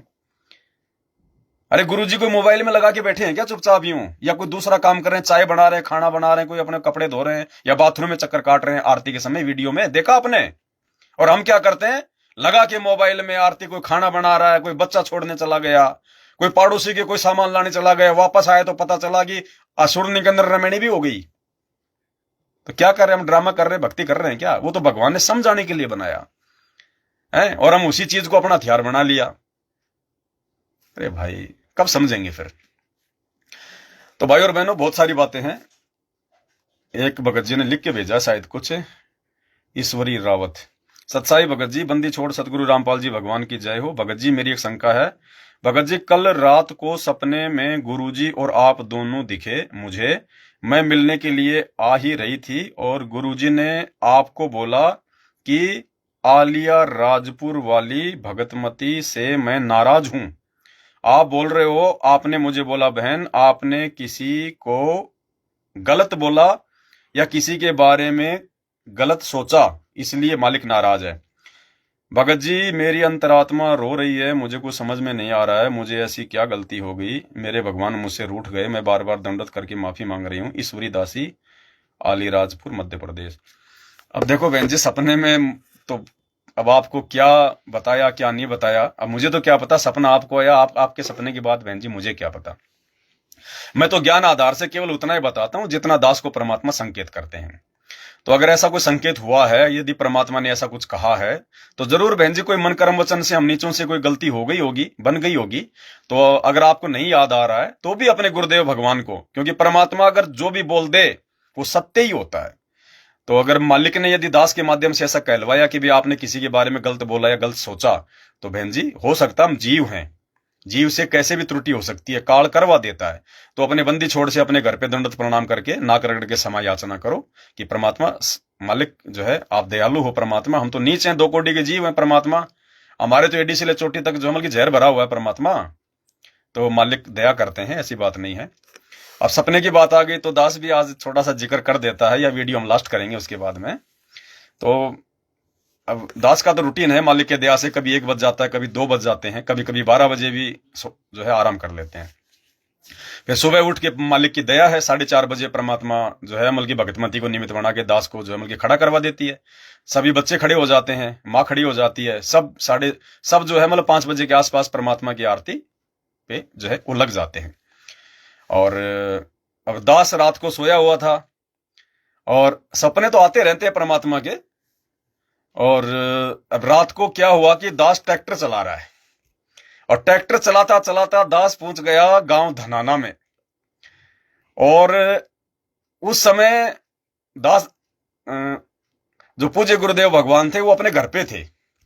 अब मैंने तो नहीं देखा उनका घर क्या है कैसा है, तो गुरुजी अपने घर पे, और गुरुजी की मतलब उम्र क्या होगी, मेरे जो स्वप्न में दिखाई दिए थे, आपने देखा होगा कि जो आदरणीय राम देवानंद जी थे, जो नाम दीक्षा के समय जो आशीर्वाद दे रहे हैं अपने गुरुदेव को, भाई जिसमें गुरुजी ने पैंट शर्ट पहन रखी है और गुरुजी के थोड़ी थोड़ी मूछें हैं, सन 1994 के आसपास की गुरुजी की उम्र। अब दास वहां पहुंच गया। अब दास ने देखा कि गुरुजी बैठे हुए हैं और जो अनारो माई है, अनारो माई जो है वो खाना बना रही है। तो जैसे दास वहां पहुंचा तो परमात्मा ने कहा कि हाँ भाई भगत भाई भंडारा कर ले, भंडारा कर ले। हाँ मैंने कहा भंडारा तो करेंगे। तो दास के लिए अनारो माई ने मतलब बैठने के लिए आसन लगा दिया। तो दास वहां पे जो है बैठ गया भोजन करने के लिए। अब दास जैसे बैठा तो दास के सामने एक बच्चा जो है मतलब थाली लगा गया। अब बच्चा तो चला गया, फिर गुरुजी उधर से आ रहे हैं कुछ मतलब की भोजन लेके। तो मैं एकदम से मैं खड़ा हो गया और मैंने कहा कि नहीं नहीं परमात्मा, हे दाता, हे मालिक, आप नहीं परमात्मा, वो अनारो माई डाल देगी मुझे भोजन, कि भगवान मुझे भोजन डाले, सारी सृष्टि को भोजन कराने वाला। तो दास एकदम से खड़ा हो गया, मतलब सपने में भी मालिक के दया से इतनी चेतना कि नहीं नहीं परमात्मा आप नहीं, गुरुजी आप नहीं। तो उसके बाद भी परमात्मा जबरदस्ती मेरे को बाजरे की 2 रोटी रख गई और चावल और दाल थी। अब दास ने भोजन कर लिया। अब भोजन करने के बाद में दास उठ के बाहर आ गया जहां पे गुरुजी बैठे हुए थे। तो उस समय फिर गुरुजी बोले लाओ भाई हम भी करेंगे भंडारा। तो मैंने कहा कि परमात्मा आपने नहीं किया था भंडारा? बोला नहीं नहीं बेटा, बोले अब करूंगा भंडारा मैं। वो फिर मैं गया, फिर अंदर दौड़ के गुरुजी के लिए थाली वाली लाया, गुरुजी के लिए साग सब्जी वगैरह छाछ वगैरह मैंने वहां लाके परमात्मा को, खाट पे बैठ के परमात्मा जो है भंडारा कर रहे थे। अब परमात्मा ने भंडारा कर लिया। अब भंडारा करने के बाद में परमात्मा ने पानी पिया। पानी परमात्मा ने थोड़ा सा छोड़ दिया। तो एक बच्चा था, वो बच्चा लेके उसको जो है वो अंदर चला गया। अब मैं खोए, मेरे लिए तो कुछ बचा ही नहीं, वो तो चला गया। अब उधर से परमात्मा छाछ जो थी मैंने दी थी उसमें छाछ पी रहे परमात्मा। तो परमात्मा ने वो आधा पी लिया। अब जैसे उसमें आधी छाछ बची तो दास परमात्मा के वहां खाट के नीचे घुटने टेक कर यूं हाथ करके बैठ गया कि ये परमात्मा हम नीचों के ऊपर भी थोड़ा बहुत मालिक ये प्रसाद बख्शो। मैं सोचा कहीं गुरुजी पूरा ही ना पी जाए, तो मैं पहले मुझको परमात्मा दास पे भी दया बख्शो, बंदी छोड़, थोड़ा सा प्रसाद है बंदी छोड़, आपका जूठा हमें मिले। तो परमात्मा मेरे को वो मग्गा यूं देने लगे। जैसे ही मेरे को गुरुजी छाछ का मग्गा प्रसाद रूप में देने लगे तो परमात्मा के मुंह से छाछ के छींटे पड़ गई। अब नीचे कोई पक्का वो नहीं था फर्श, जैसे पुराने जमाने में गोबर गाबर लीप के, मिट्टी माटी लीप के जो कच्चा फर्श होता था वैसा था। तो गुरुजी के मुख से 2-3 जो टपके थे वो छाछ के नीचे पड़ गए। अब मैंने क्या किया कि नीचे झुक के और फिर जीभ से उन टपकों को मैं चाटने लगा कि ये तो भोग है, ये तो परमात्मा का प्रसाद है, ये कोई झूठन थोड़ी है। अरे आज अगर भगवान की दया से रह गए तो कल को जब कोई आदमी खाना खाएगा और हम बनेंगे कुत्ते तो यही नीचे पड़े रहेंगे। वो रोटी का टूक फेंकेगा, साथ में 10 ग्राम मिट्टी भी खाएंगे। कोई जो है छाछ फैला देगा, वो चाटेंगे अपनी जीभ से, मिट्टी भी साथ में चाटेंगे। तो आज मौका है, आज इस भगवान का कुछ भी चाट लो, फायदा है फायदा है। तो दास उनके मुख से जो गिरे हुए जो छाछ के जो टपके थे उनको चाटने लग गया, मिट्टी भी साथ में चाट रहा है। तो गुरुजी ने दास को जो मतलब ऊपर से आशीर्वाद दिया कि दया बेटा, परमात्मा की दया, ले बेटा ये पी ले। फिर दास को परमात्मा ने वो मग्गा दिया। अब दास फिर जो है अंदर चला गया बर्तन साफ करने के लिए। अब अंदर गया तो अनारो माई भंडारा बना रही, चपातियां बना रही रसोई में, जैसे कच्ची सी रसोई है। और वहीं पे बर्तन धोने का, तो मैं तो वहां बर्तन रख दिए, मैंने धोए धाए पता नहीं। अब मैंने देखा कि अनारो माई जिस तवे पे रोटी बना रही है वो चूल्हे पे बना रही है लकड़ियां लगा के, और उस आग की जो लपटें हैं वो निकल रही हैं। और ऊपर एक शर्ट, एक पैंट, एक बनियान, एक अंडरवियर उस आग के ऊपर मतलब वो टंगी हुई है, और आग उनसे भी ऊपर जा रही है लेकिन वो जल नहीं रहे। वो कपड़े उस आग में बिल्कुल नहीं जल रहे। तो मैंने कहा कि माई ये कपड़े? हाँ बोले भाई ये तो बोले रोज ऐसा ही होता, बोले यहां तो बोले ये जल नहीं रहे। मुझे माई ये तो जल ही नहीं रहे। बोला ये नहीं जलते, ये तो पता नहीं कितने दिनों से चल रहा है। अब वहां पे गुरुजी भी खड़े साइड में, दूसरे लोग भी खड़े उनके परिवार के। तो मैंने कहा माई तुम्हारे घर में तो भगवान है, क्या तुम्हें अब भी विश्वास नहीं है? क्योंकि माई ज्यादा मतलब महत्व नहीं दे रही थी वहां गुरुजी को, जैसा एक भगवान को जो मतलब देना चाहिए अपने गुरु को। मैंने कहा माई तुम्हारे घर में तो भगवान है, ये चमत्कार देख के भी तुम्हें विश्वास नहीं हो रहा? अरे 33 करोड़ देवी देवता ब्रह्मा विष्णु महेश की भक्ति करने वालों के घर में भी ऐसा चमत्कार देखने को नहीं मिलेगा। ये विश्वास दिला रहे हैं गुरुजी कि जो मेरे शरण में आ जाएगा उसका बाल बाका नहीं होने दूंगा मैं, जैसे ये कपड़ा नहीं जल रहा। गुरुजी तुम्हें विश्वास दिलाना चाह रहे हैं, तुम विश्वास क्यों नहीं कर रहे अपने भगवान पर? मैं इस प्रकार से माई को जोर जोर से समझाने लगा और गुरुजी साइड में खड़े। इतने में उनके परिवार वाले मेरे ऊपर हावी हो गए। बोले तू भगवान कहता है इसको, भगवान कह रहा तू इसको। अब भाई और आ गए 4-5 जने आड़ोस पाड़ोस के गांव धनाना के, और गुरुजी का कोई पता नहीं कोई भाई बंधु था या कौन था, महेंद्र तो नहीं था। अब वो आके मेरे से जिद बिद करने लग गया, तू क्यों भगवान कह रहा है इसको, ये भगवान है क्या, इसने हमारा सत्यानाश कर दिया पूरा, ये फलाना और दिखना। अब बहुत सारी भीड़ इकट्ठी हो गई और मैं परमात्मा की महिमा कर रहा हूं वहां पे। अरे यो भगवान है, यो परमात्मा है, तुम कौन से दिन समझोगे नालायको, आग में कपड़े नहीं जल रहे तुम्हारे, जाके देखो किसी और के घर में, देखे जलाओ देखे तुम। लेकिन वो मेरी कोई बात नहीं मान रहा, और वो गुरुजी का रिश्तेदार मेरे साथ में गुत्थम गुत्था हो गया। मतलब मेरे को उसने नीचे गिरा लिया मारने पीटने के लिए। मैंने नहीं मारा पीटा, मारने पीटने के लिए। उसके बाद में जोर जोर से मालिक की महिमा करने लग गया। तो सामने जैसे कोई मतलब पुलिस थाना था, वहां से एक पुलिस वाला आया, बोला तू बहुत ऊंची आवाज में बोल रहा है, चल। चल, वो मेरे को पुलिस थाने ले गया। अब पुलिस थाने के बाहर पता नहीं कोई प्रोग्राम था, 2-2.5 हजार आदमी बैठे थे, माइक वाइक लग रहा, स्टेज लग रहा। अब पुलिस वाला तो बोले तू बैठ जा यहाँ पे, मार रहा हूं अभी। वो तो अंदर चला गया। अब मैं वहां चला गया स्टेज पे और माइक ले लिया हाथ में, और मैं तो वहां पे परमात्मा की महिमा करने लग गया। पहले तो उनको ब्रह्मा विष्णु महेश के बारे में बताया, फिर बताया कि तुम्हारे तो गांव धनाना में भगवान आया हुआ परमात्मा बाबा रामपाल, ये परमात्माओं का परमात्मा है, भगवानों का भगवान है। फिर दास ने भस्मासुर की कहानी सुनाई वहां पे, और ये जो कावड़ लेके आते हैं वो दास ने सारी बात बताई कि रे तुम लपड़ लपड़ लपड़ लपड़ करते जाते हो, है कोई 1000 किलोमीटर से, कोई 2000 किलोमीटर से कावड़ लेने जाता है, रास्ते में तुम कितने जीव मार देते हो, तुम्हारे को पुण्य एक नहीं मिलता, पाप तुम्हारे सिर पे लाखों रह जाते हैं, और वहां जाके तुम क्या लाते हो नीलकंठ बद्रीनाथ से 1 लोटा जल का। और विचार करो, शंकर भगवान के लोक से उसकी जटा कुंडली से गंगा आ रही है, और तुम वापस अपने जाके अपने घर पर 1 लोटा जल तुम उनके सिर पे डालते हो शिवलिंग पे। वो भगवान जिसके लोक से गंगा आ रही है तुम्हारे 1 लोटे का भूखा है क्या? विचार करो इन बातों पे। तो बहुत सारे लोग बोले हाँ यार बात तो सही कह रहा है, ये बात तो सही है। फिर गुरुजी का बीच में नाम ले लेके मैंने मतलब सपने में ऐसा लगा जैसे मैंने 3 घंटे वहां पे परमात्मा की महिमा करी। और फिर मैंने यूं देखा पीछे तो गुरुजी अपने घर पर वहीं आराम से चेयर डाल के बैठे हुए हैं।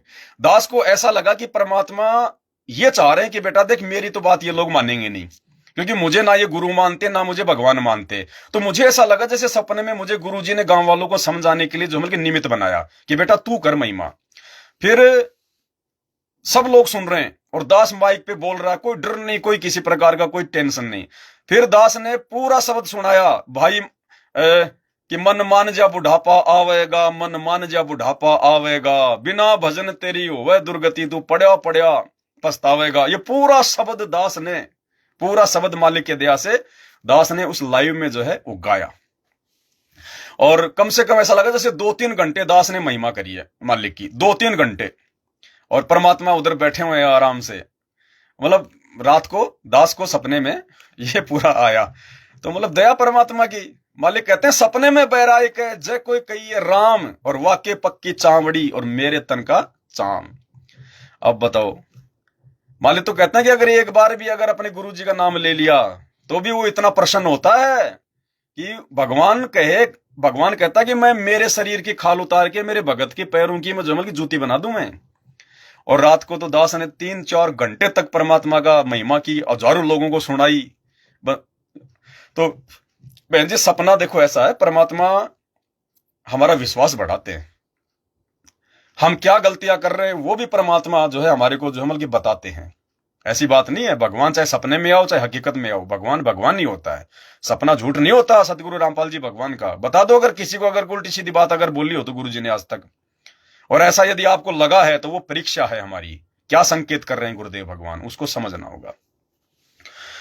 तो आज की वीडियो में दास केवल इतना ही बता पाएगा, क्योंकि दास को अभी अर्जेंट कहीं जाना है कोई सेवा में, फिर परमात्मा दया करेंगे। ये तो होली थी इसलिए दास आ गया, नहीं तो अभी लाइव आने का कोई मेरा मूड था नहीं। क्योंकि भाई और बहनों, हम कोई मान बढ़ाई के लिए लाइव नहीं आते, हम लोगों को दिखाने के लिए लाइव नहीं आते। मेरे इस चैनल पे 1 लाख लोग जो है वो जुड़ चुके हैं, लेकिन मैंने अभी तक मेरे चैनल को जो मतलब कि मोनेटाइज नहीं करवाया। कोई ये सोचे कि भाई पवन दास तो बार बार लाइव इसलिए आता है कि इसको मतलब कि पैसे मिल रहे हैं, नहीं। अरे मैंने तो पिछले 1 साल में 20 लाख रुपए फेसबुक को दिए हैं, आप लोग यकीन नहीं करोगे। जब से मैं हिसार जेल से आया हूं, 20 लाख रुपए अपने साथ संगति के वीडियो समाज में जाएं, लोगों तक जाएं, दास ने फेसबुक पे लगाए जो इसमें मतलब कि मेटा में 20 लाख रुपए जो सेवा आई थी जो भगत भाई बहनों की, तब जाके ये दुनिया में वीडियो पहुंच रहे हैं, तब जाके इतने लोग जुड़ रहे हैं, भगत भाई बहनों तक वीडियो पहुंच रहे हैं ये। अब हम कहां कमाएंगे हम पैसे? हम पैसे कमाने के लिए हैं क्या? और फेसबुक और यूट्यूब की कमाई तो हराम की कमाई, हराम की कमाई। हम तो जिंदगी में नहीं ले सकते फेसबुक और यूट्यूब से पैसा, क्योंकि यूट्यूब से पैसा भाई आएगा कहां से? हम क्या काम कर रहे हैं हम फेसबुक के लिए, हम यूट्यूब के लिए, जो हम उसकी मेहनत ले? हम तो अपने गुरुजी के प्रचार के लिए वीडियो बना रहे हैं। बाकी लोग क्या करते हैं? फेसबुक के लिए वीडियो बनाते हैं, यूट्यूब के लिए वीडियो बनाते हैं, गंदे संदे वीडियो बनाएंगे हैं। अच्छे अच्छे घरों की लड़कियां छोटे छोटे कपड़े पहन के वैश्यावर्ती की जो है मतलब एक प्रकार से वैश्या मानो उनको वैश्या ही मान के चलो। उनको जो छोटे छोटे कपड़े पहन के पता नहीं कैसे ड्रामेबाजी करके लोगों को लुभाती हैं, लोगों के व्यूज लेती हैं। अरे सतगुरु रामपाल जी भगवान कहते हैं ये काम तो रंडियां करती थी, रंडियां कोठों पे, और वो भी बेचारी बिल्कुल मतलब 4 दीवारी में करती थी, ओपन नहीं करती थी। वो जो मुजरा करती थी, जो कोठों पे रहती थी, उनको लोग मतलब की वेश्या कहते थे हैं। और आज सरेआम इस काल ने सबको वेश्या बना दिया, सबको जो मतलब की रंडिया बना दिया है। माँ बेटी दोनों मिलके बना रही हैं, बाप बेटी दोनों मिलके बना रहे हैं वीडियो, खाली व्यूज चाहिए, पैसे चाहिए। ये है अरहम की कमाई है ये। और हम भगत होके यदि यूट्यूब या फेसबुक की कमाई खाएंगे तो भाई बहनों, जो लोग वीडियो देखेंगे मतलब व्यूज के आधार से मिलते हैं पैसे। अब जो लोग वीडियो देखेंगे हैं, उनका जितना नेट जो है खर्च होगा, उस हिसाब से पैसा यूट्यूब हमारे को देगा, फेसबुक हमारे को देगा। अरे तो कोई चोरी करने वाला देखेगा, कोई ठगी करने वाला देखेगा, कोई वैश्यावर्ती का धंधा करने वाला देखेगा, कोई आन उपासना वाला देखेगा, और उनके व्यूज के कारण फिर हमारे को फेसबुक पैसा देगी, यूट्यूब हमारे को जो है वो पैसा देगी। तो ये तो हराम की कमाई है, और हराम की कमाई संत रामपाल जी के भगत नहीं खा सकते भाई। तो हमने तो खुद फेसबुक को पिछले 1 साल में 20 लाख रुपए दे रखे हैं, इसलिए हमारे वीडियो इतने आगे बढ़े। नहीं तो कौन देखे साथ संगति के वीडियो? भगवान सतगुरु रामपाल जी भगवान धरती पे आके सत्संग कर रहा है, देख लो उनके वीडियो पे कितने व्यूज आते हैं। अरबों खरबों की जनसंख्या है। एक लड़की छोटे छोटे कपड़े पहन के, ओठों को लाल करके बांदरी की तरह, और उल्टा सीधा डांस करके 2 मिनट का वीडियो बनाएगी, और उस पर पता नहीं 20 मिलियन लोग देखेंगे, 1 करोड़ लोग देखेंगे। और ये भगवान साक्षात धरती पे आके इतना अनमोल ज्ञान दे रहा है, मोक्ष का मार्ग बता रहा है। वो तो नरक में ठोकने के लिए कर रही है, और भगवान मोक्ष के लिए कर रहा है। उस भगवान के लोग कितना वीडियो देखते हैं? 2000, 4000, 5000, 10,000, अरबों खरबों में। तो भाई साथ संगति के कौन देखेगा? ये तो भगवान ने दया बख्शी। जैसे दास जेल से आया, उसके बाद फेसबुक ने एक नया नियम निकाल दिया कि पैसा लगाओ, अपने वीडियो फैलाओ। तो ये मालिक की दया हुई है। तो अभी तक हमने 20 लाख रुपए लगा दिए फेसबुक पे मेरे भाई। हमने नहीं चाहिए किसी की आराम की कमाई। और देखना आने वाले समय में जिन जिन भाई बहनों तक ये वीडियो पहुंचे हैं, जो साथ संगति से जो लोग जुड़े हुए हैं, और जो अपनी मर्यादाओं को ठीक करके जो बैठे हुए हैं, अब देखना 20 लाख क्या, वो 20 अरब से ज्यादा लाभ मिलेगा उनको, 20 अरब से ज्यादा। क्योंकि मर्यादा बची तो भक्ति बनेगी, भक्ति बनेगी तो परमात्मा हमारे को सतलोक ले जाएगा। सतलोक पहुंच गए तो चाहे 21 ब्रह्मांड भी वार दो, वो भी थोड़ा है। तो भाई और बहनों, प्रत्येक सेवा का परमात्मा के दया से यहाँ पे सदुपयोग ही होता है, दुरुपयोग नहीं हो सकता। इसलिए तो सत्सेवक भाई बहनों को उंगली का नाखून भी नहीं उतरने दे रहा परमात्मा, उंगली का नाखून भी। और दूसरी तरफ हमारे भगत भाई जो सतलोक आश्रम मैनेजमेंट से जुड़े हुए हैं, आए दिन एक्सीडेंट में मरते हैं, अकाल मौत मरते हैं, पैर टूट रहे हैं उनके घरों में। तो ये मालिक की मेहर और मालिक की दया है। तो आज के वीडियो में केवल इतना ही। बंदी छोड़ सतगुरु रामपाल जी भगवान की जय हो।